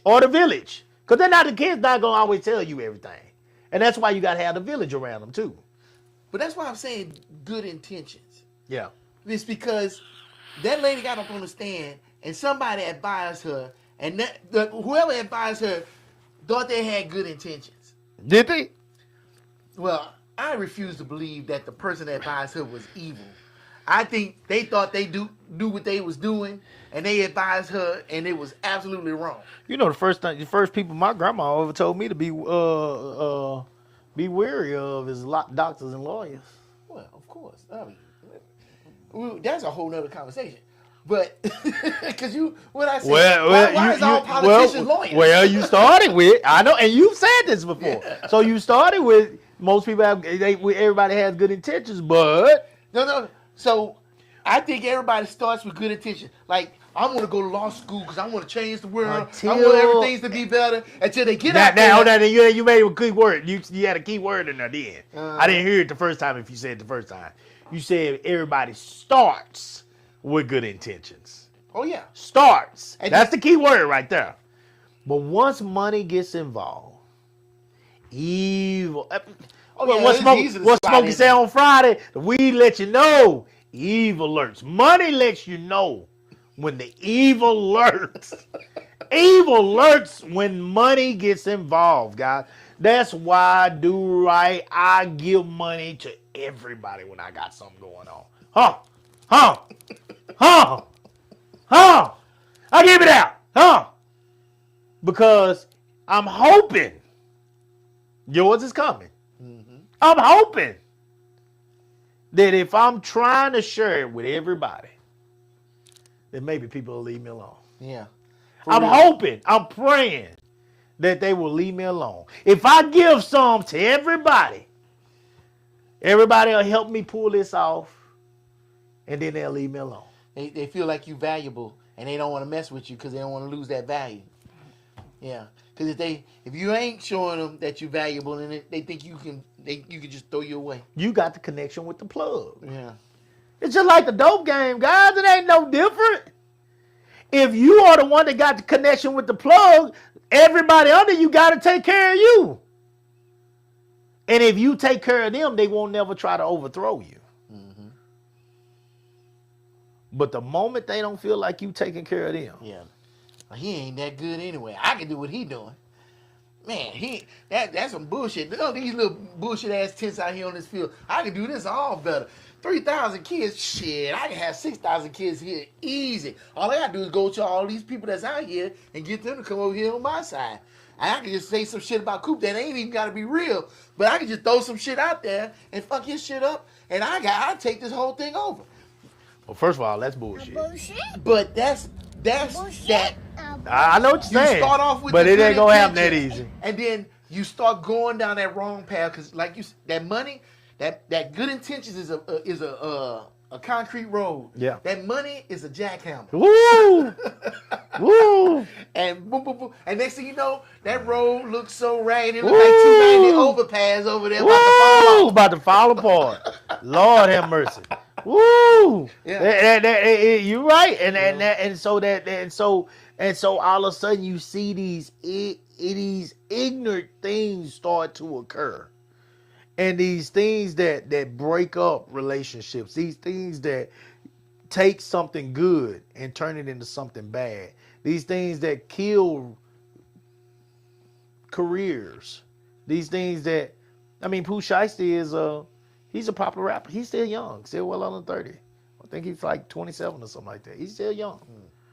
And I mean, he done did his time, and now he came out. You gotta think, this man came out and was hot. You know?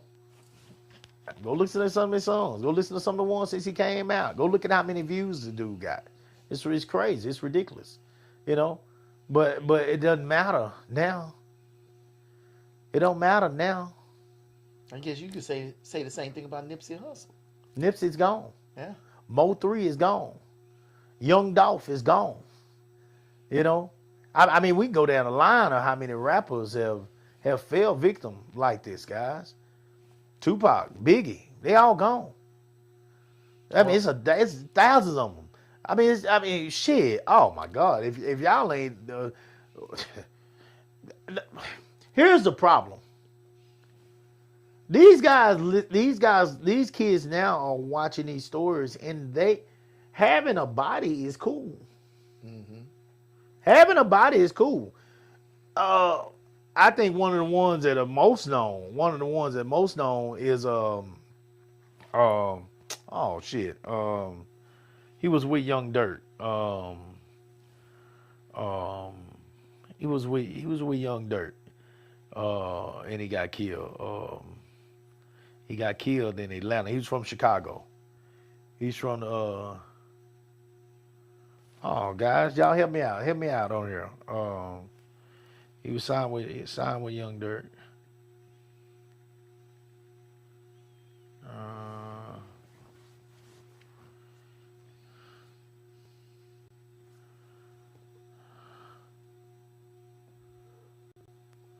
Oh, King Von.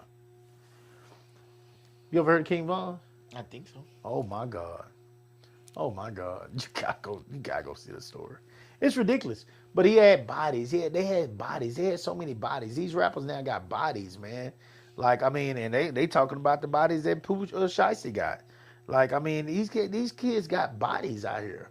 They brag on the fact that they got bodies. They go live and they talk about it. They rap about the fact they got bodies. You've never seen it this bad, where these kids are just out here rapping about the bodies that they have.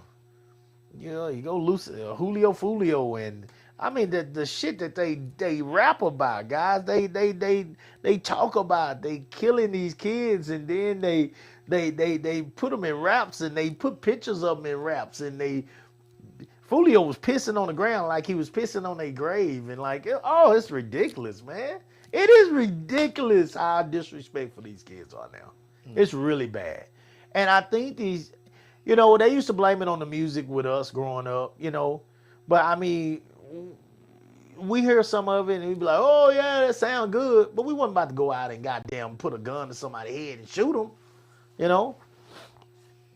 But some of these kids, because they're not being raised with the same respect for people, the same morals and values that we were raised with, the streets call and they can't say no. So can a parent that used to do dirt raise a kid that don't do dirt? Yes, absolutely. Absolutely he can. So absolutely it can. So the parent would have to put the dirt behind them in order to do absolutely. That. What if the parent doesn't? You're just gonna look at a repeat cycle. Just gonna look at a repeat cycle. You cannot. You gotta. We hear it all the time. You gotta fix yourself before you can fix anybody else, guys. Mm-hmm. You know. I think that's the biggest thing. Yeah. Because you made a statement. You know, we need to raise these kids correctly. I don't know if there's a correct way to raise a kid, but you got just teach them right from wrong. You got to start with and yourself live in an example of what you would want, the path that you would want your kid to go in on. You don't gotta be a perfect person. Ain't none of us perfect. We've all did our dirt. Half of us, the only reason we're not in the same shoes is those people out there because we didn't get caught. Now, hey, now I'm gonna be real. Yeah. We either didn't get caught, or we got a break or two here and there where they didn't. Yeah. Come on, guys. I mean, let's be real about this shit. Some of y'all that shit makes me sick too. Some of you motherfuckers walk around here with your goddamn chest so far up in the air like you ain't never did nothing wrong. And you a goddamn man. I can't, man. No, I don't. They got them bones so buried. Oh my God.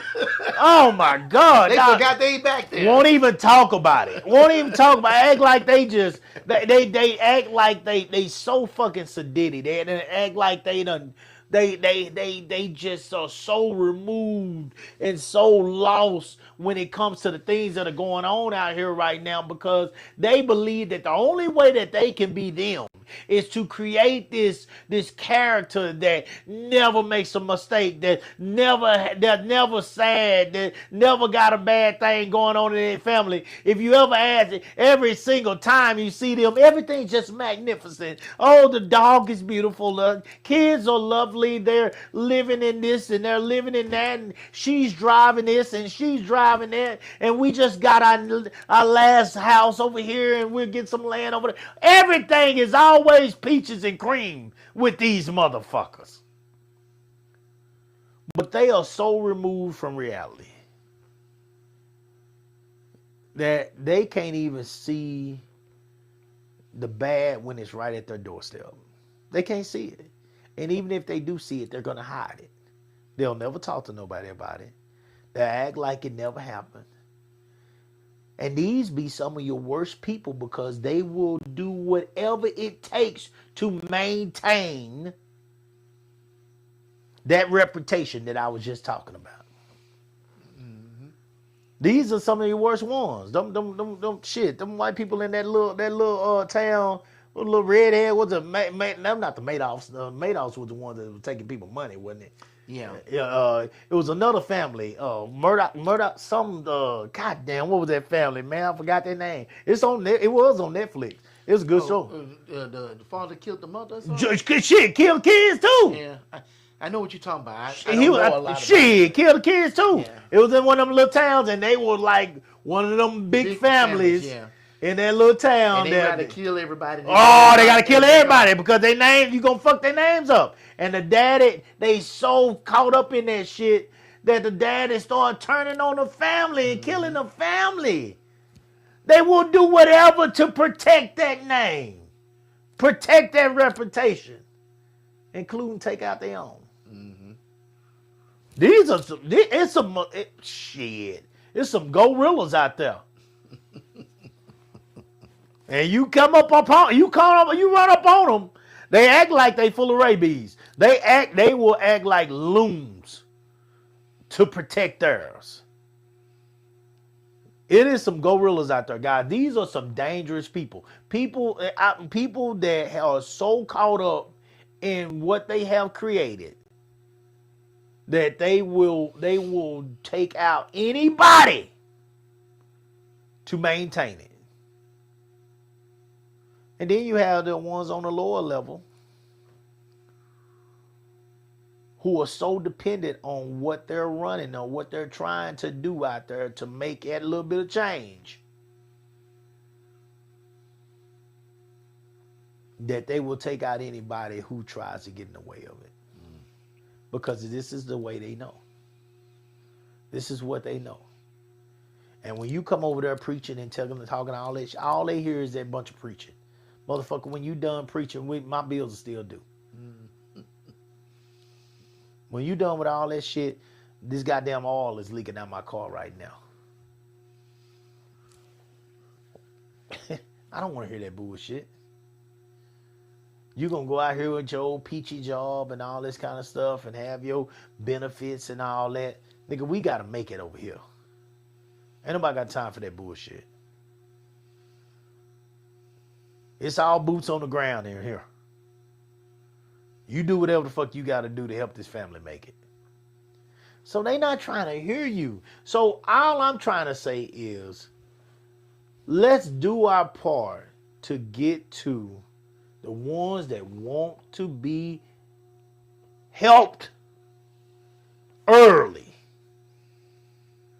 Let's not allow it to get to the point to where we're sitting here watching them in the news and watching them in our communities tear each other down.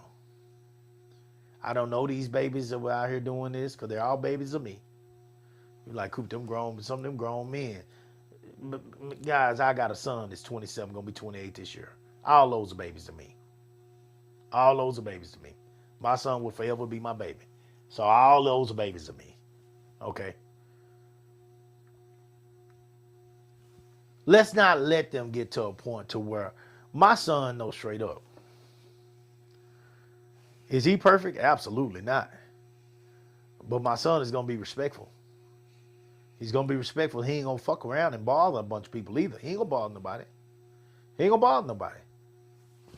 Because my son know I got his back both ways. I got his back if somebody's fucking with him. And I'm on his back if goddamn he fucking with somebody.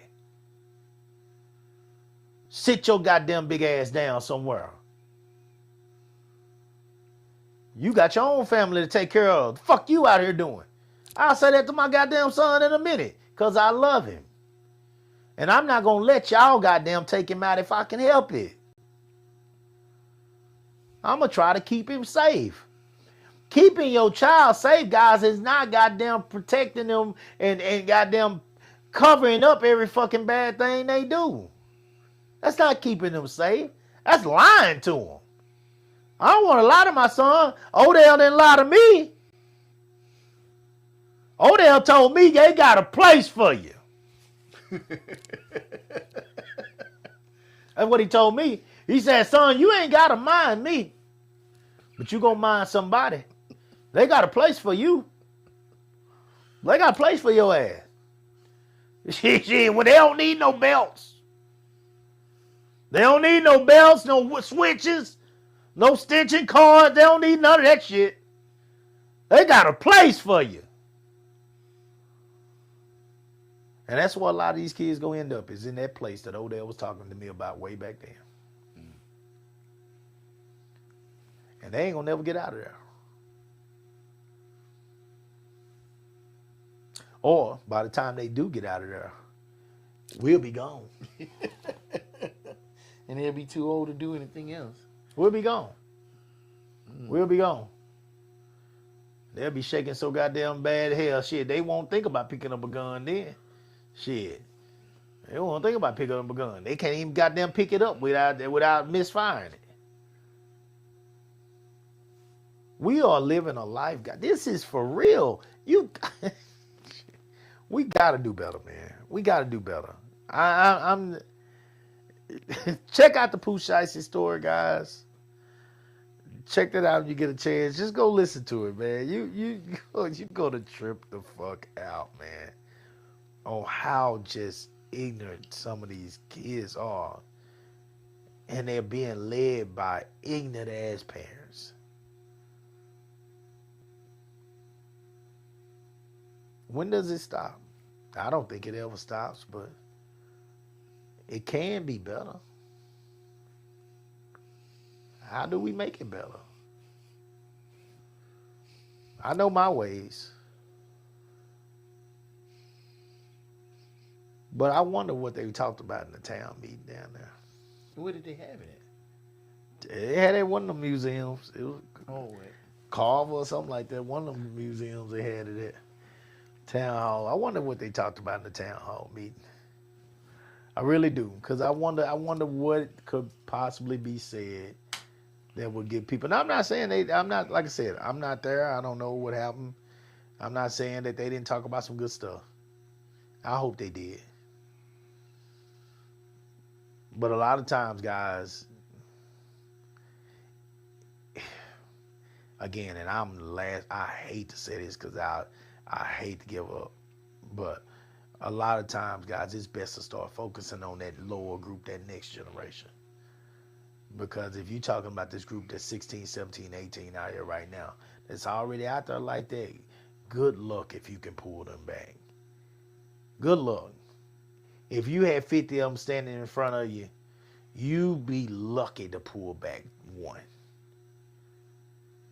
You be lucky to say one. And I'm not saying that it ain't worth it to say that one. You be lucky to say one. Before they go sit down, that is. That don't mean they can't change their life over time. But a lot of them going to have to go sit down. When you get to the point where you're willing to pull guns on people, something has changed in you. Something is broken. And you're going to need some serious help, some serious time to sit down and reevaluate your life and what you want out of it to find some success. Positive success, there is. I hope everyone hears what I'm trying to say today and don't take it as me judging anybody, judging any parent that's going through this, because that is absolutely not what I'm doing, guys. But what I am saying is we all need to sit down and we all need to evaluate where we are with the current group of kids that's out here and what we're doing for this next group. Are we continuing to do the same old thing, or are we giving them a better chance?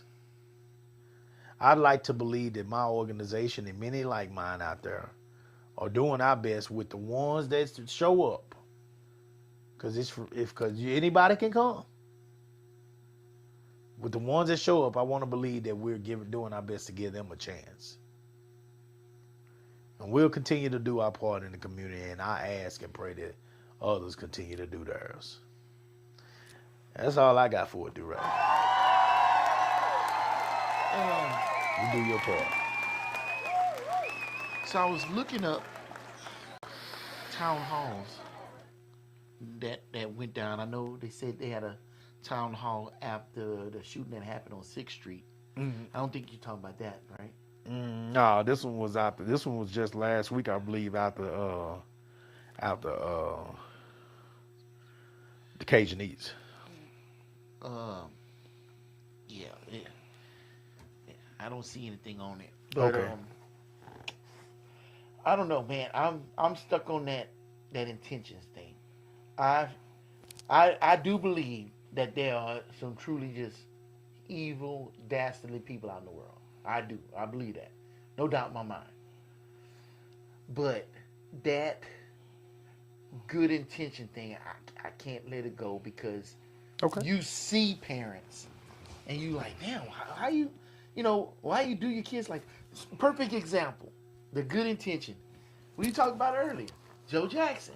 He had good intentions, having them kids practice and everything, shutting them in so they can get their shit together and look where it brought them in the future. But then that good intention shifted. And now it became all about, because he kept saying, oh, family, family. We got to do stuff for the family. Y'all family good. What do y'all, there's no more fear of working in the steel mill no more or going hungry. Hell, all the money y'all got, all y'all do is make a few good investments and y'all set for the rest of y'all lives. Right. And shit, Michael is never going to sit up here and be broke. Y'all will always be good. Right. So that good intention shifted. And in his mind, he still thinks, I'm doing this for the family. When really and truthfully, you're not doing it for the family. You're not really being honest with yourself. And that's what it all boils down to. Parents have to be honest with themselves, evaluate themselves, and see what it is that they're doing. A lot of parents don't even know what they do to their kids. They don't understand that they trying to protect their kids from the world, but the most dangerous thing for them, their kids, is themselves. You know what I'm saying? I mean, we heard terms about helicopter parents and all this other stuff. Or hell, those parents that'll run up there to the school cussing out the principals and the teachers and everything about why are you getting on my kid when they are hurting their kid more than anybody at that school. You know? So that's what I mean. That's what I mean by that good intention. That parent thinks they are protecting their kid, but in terms they're not. And all they doing is setting the wrong precedent for their kids. Like, oh, you don't ever whip your kid? Well, ain't nobody ever gonna be able to tell your kid shit. Oh. Right? You know, your kid's never wrong. Well, nobody in this world will ever be able to tell your kid they wrong, even when they are wrong. Right. Because your good intentions is setting the wrong precedent for your child. So that's what I'm saying. There's, hell, it even be for me. The way I raise my child, yeah, I got to set my mind, this is the way to do it. Not knowing that it's hurting my child. And the sad thing is, here's the sad thing, Coop. You don't find out till years later, until after your child is grown. And if they not in prison, if they not dead, you find out how fucked up they are in the head from what you did to them when they was kids. Ooh, shit. You know what I'm saying? But me, I got good intention. I'm looking out for my kids. Would that comment that you just made? Would you say that's what happened with the Jacksons? Oh, for sure. I think that happens with every family. Yeah. Okay. Every single one. Because there's no book to tell us how to do the shit right. All we doing is winging it and hoping we get it right. And then we tell ourselves, yeah, we doing it right. But like I said, we don't see the results till down the line. But it's also a two-way street. Because as a kid, trying to look at what adults doing, we don't have that understanding. Then once we have them kids and we look back, we like, oh, I see why Odell was telling me what he was telling me. Shit. You know what I'm saying? I see it all now. Right? I see it But all. when you're a kid, you don't see that. No. Because you don't understand, because you don't know anything. And that's I don't know, it's rough. I hope and pray that kids come out great. They are useful and prosperous in our society. That they don't fall prey to the bullshit out here in the world. I hope and pray. I don't know if there's enough hoping and praying in the world to stop that from happening, Yeah. Yeah. but I hope and pray for it. I hope nothing bad happens to anybody. Unfortunately, I have to be realistic and know that that's not going to come to pass. Yeah. But the one thing we can do, the one thing we do have an effect on, is our own homes. Because there's a lot of homes in this world, and we have to lead them homes. And what we do out there in the world is what we talking about. And if we can't sit up here and control ourselves, we can't expect nobody else to control themselves. Shit. You know, all we can do is control ourselves. And if we out there, look, I still think I tell the story. I was telling the story at work about that lady on your board at the track meet. Oh man. Right now, if that lady would never been on the board, Oh, you would have never said anything to her. Of course not. Then she would have never got mad. Yeah. She would have never felt slighted. Yeah. Or anything else. I guarantee you that woman never reflected on that and said, you know what? I was wrong in that situation. She came out the house and we had to deal with her ass. Yeah.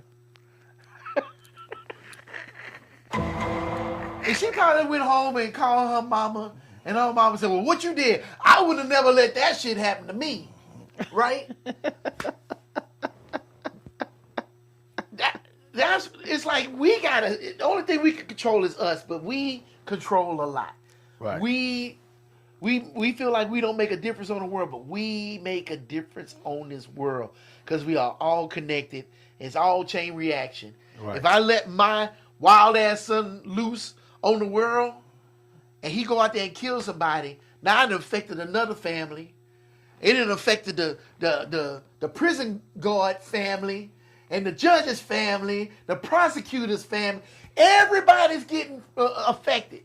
And just think about it. Just think about it. I done let my kid loose on the world, knowing he a fucking menace to society. Shit. He old dog. I just let old dog on the world.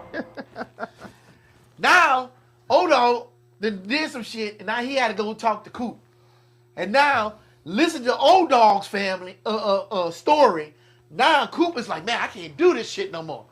Even though if he didn't hear that story, he might have been there an extra month and probably saved the kid. But now Cooper got to get the fuck up out of there because this kid's story done broke him. Yeah. You know what I'm saying? Yeah. It's a chain reaction. Yeah. And that's what we're doing. So yeah, we all have a big effect on this world with what happens in our home. Right. Like you said, that guy said he'd kill his whole family. That set chain reaction on the whole world. Yes. Absolutely. So, man, we all have good intentions, but what we have to do is self-reflect. Is this the best thing? Me working 3 full-time jobs, is this the best thing to have a productive child to let loose on the community? Because old dog, yeah, he loved his mom, but his mom probably was hardly ever home. Right. And the streets raised him. Right.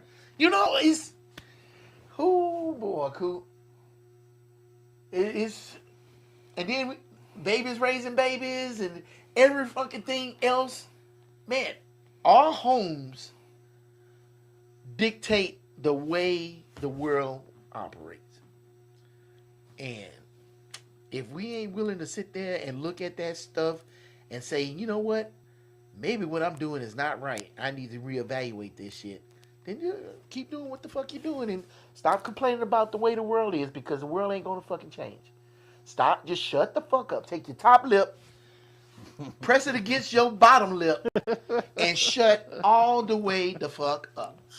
Because if you ain't willing to change and evaluate what it is you're doing, shut up about everybody else. Yeah. That's all it comes down to. There you go.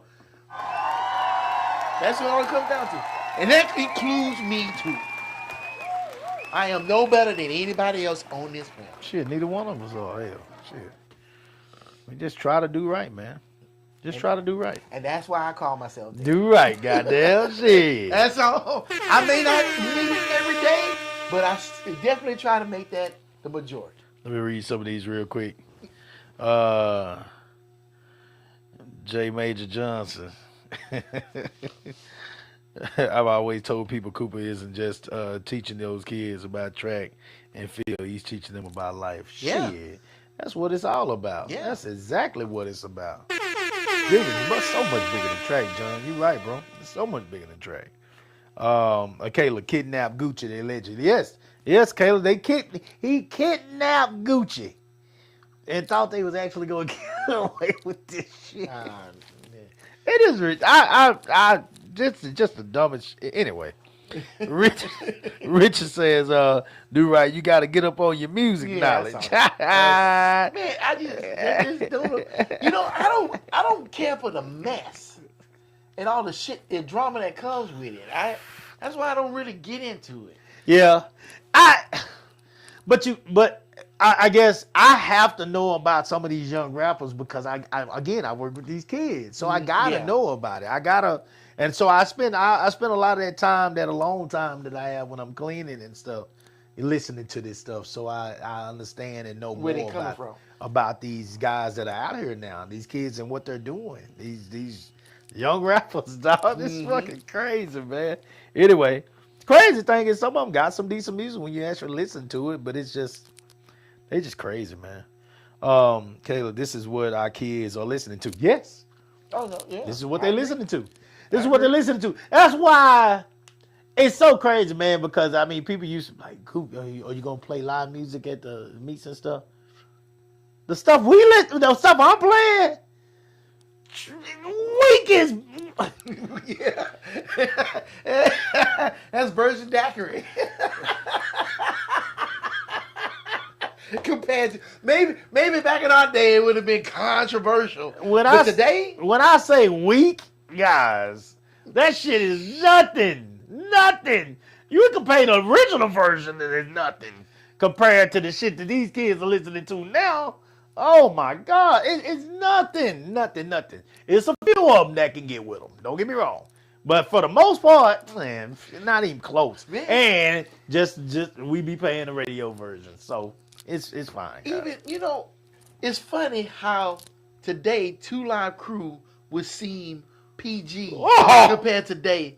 To the point be so horny. Luke is talking about running for office. Yeah, exactly.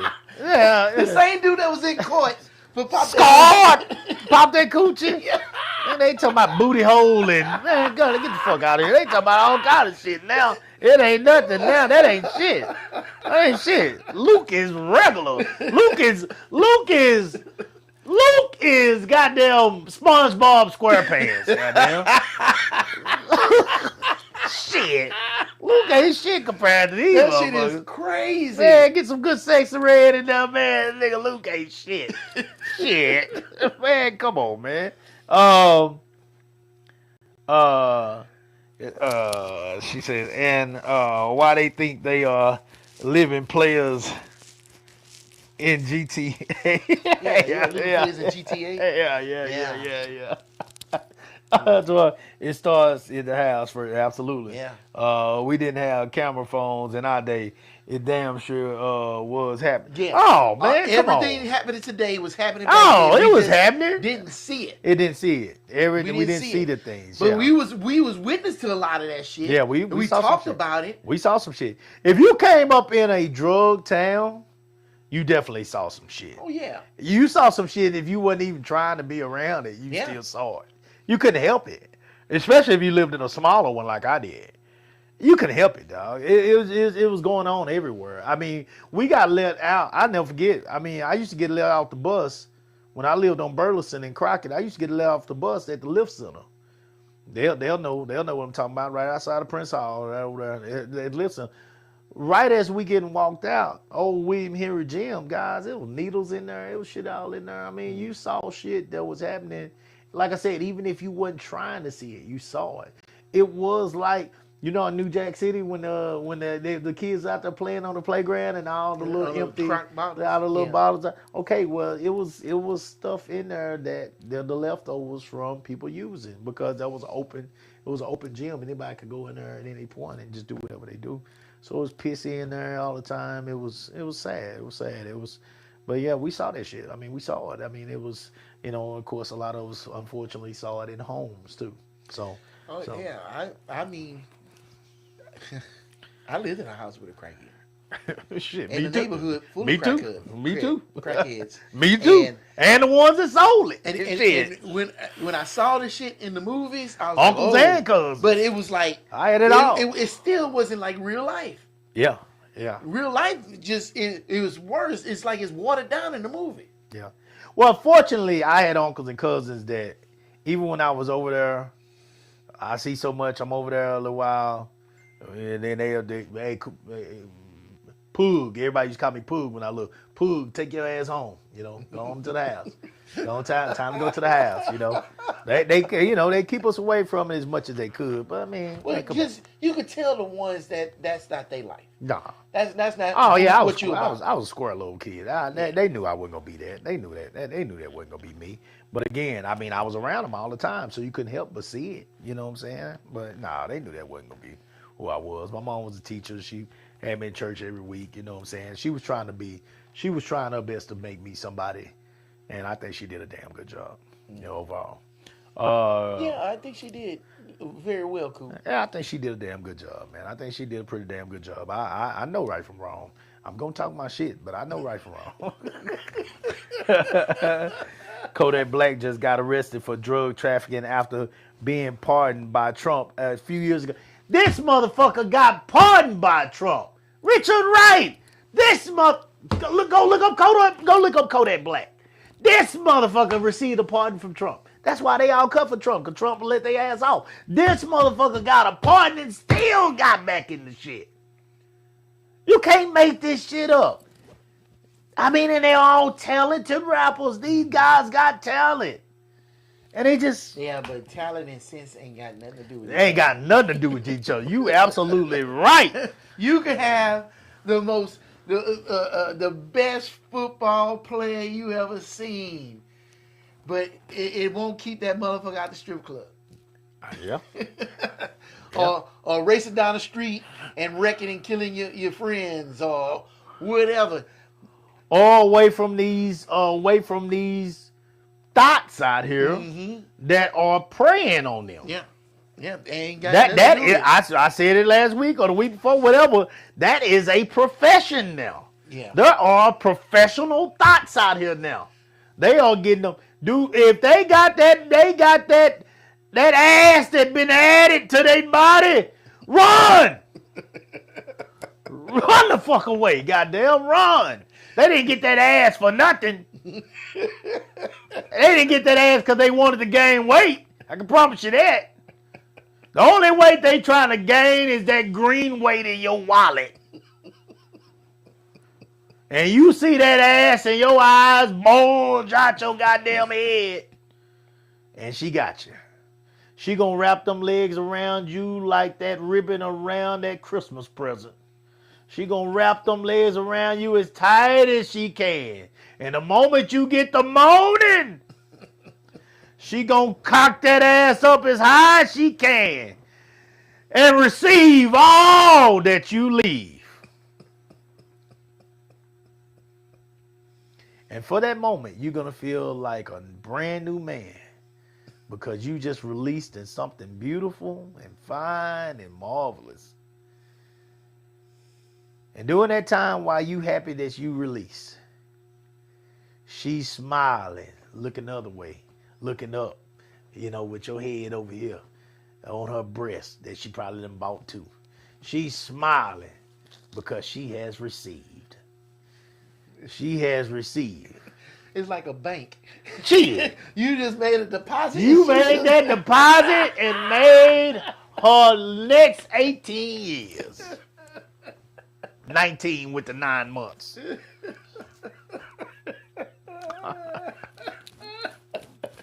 Not knowing that there's a deposit still in there. Come on, man. Come on, man. Come on, man. Come on, man. Come on, man. Y'all are, man, my brothers. Come on, man. Come on, man. Come on, man. Y'all got this money. Y'all got these talents. Y'all got these gifts. We're such a talented people. And we keep allowing social media and the things of the world, these things of the world, you know what I'm saying, that none of us can take with us when we go. We keep allowing all these things of the world and how we want people to see us and all this stuff, you know, fool us into believing that we gotta live a life that honestly, guys, it really none of that stuff matters in the end. None of that matters in the end. If you gotta have all those things to be happy, then I feel sorry for you. I feel sorry for you. I feel sorry for you. If your life is so twisted that hurting other people to get the things you want creates happiness for you, I truly feel sorry for you. I need people to find happiness without harming other folks. I need people to find happiness without going out here and doing things that hurts people.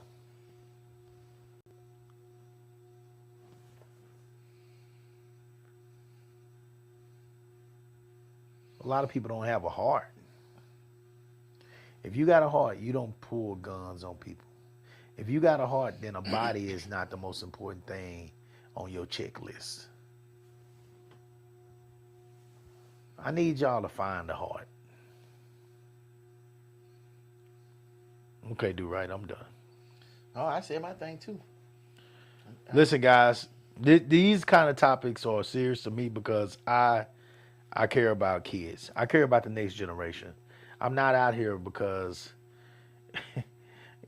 you know, we're having a grand time hosting events and doing all this stuff.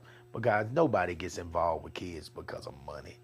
That's just not that. I mean, maybe, I don't know, maybe if you got a grant fund or something, I don't know. But you didn't get involved with kids because you saw that was the best way to make money. This is not true.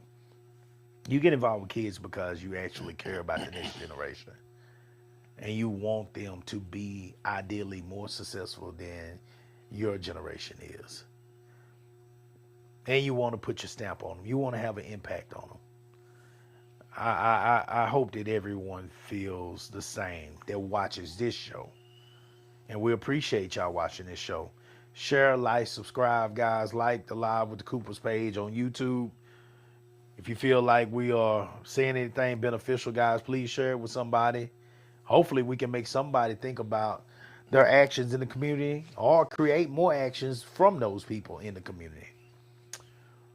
Continue to watch out for Do Right as he puts together this Rhythm and Rise. June 27th. June 27th, guys. Hey, and if you're interested, I'll wait till the camera come back. If you're interested in being a sponsor, holla at your boy. If it's $2, I don't care. Help me support these artists, support their dreams. I found out there's more hip hop and R&B artists in Austin than we even knew of. They are coming out of the woodworks, but they have no platform. That's what this is about. Yeah. There's a lot of talented people out there that just want to get an honest shot, and they trying to do the right thing. Yeah. This is what we are talking about. Let's help create these platforms so they have the ability to do something besides that dirt in the streets. Yeah. The Austin Honey Badger and the Coopers will definitely be supporting this event with a donation from us, and we ask that others come in and help as well. Volunteer. You want to cook some food? I don't care what it is. Help me in this beginning stage, and in the future, you with us. Yeah. Period. Because we don't forget where we come from, and we look out for everybody that's looking out for us. Because we a community. That's what it is. That's what it is.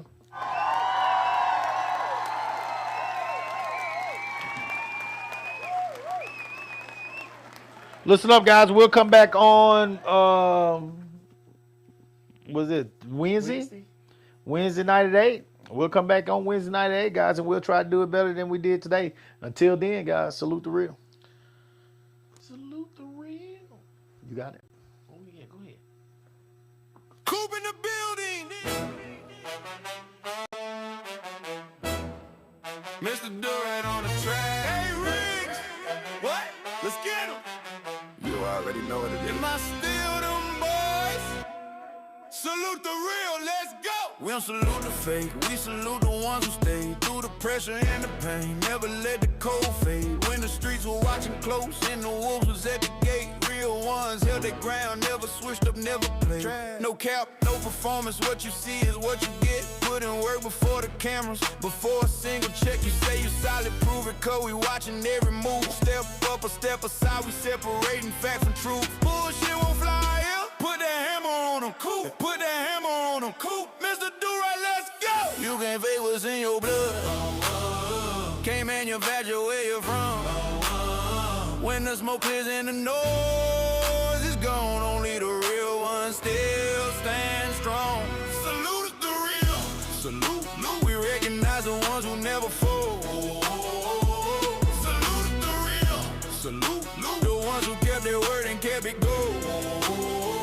No front, no game, no pretend. Ride for your people to the end. Salute the real.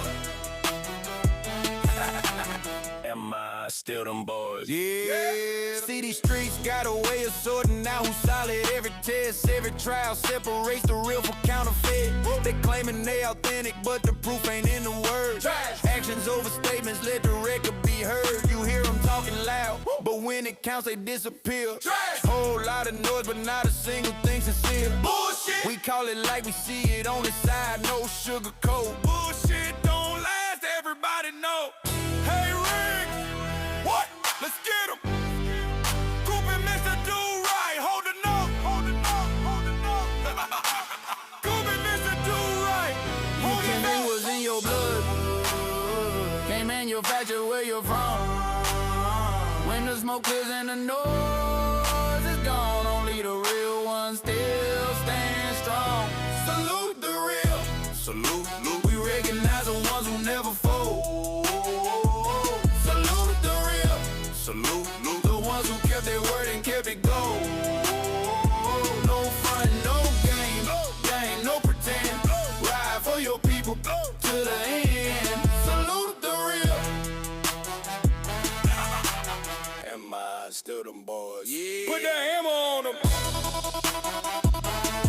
Hey, Riggs. What? Let's get him. Coop in the building. Mr. Do-Right on the track. Am I still them boys? Salute the real. Direct production.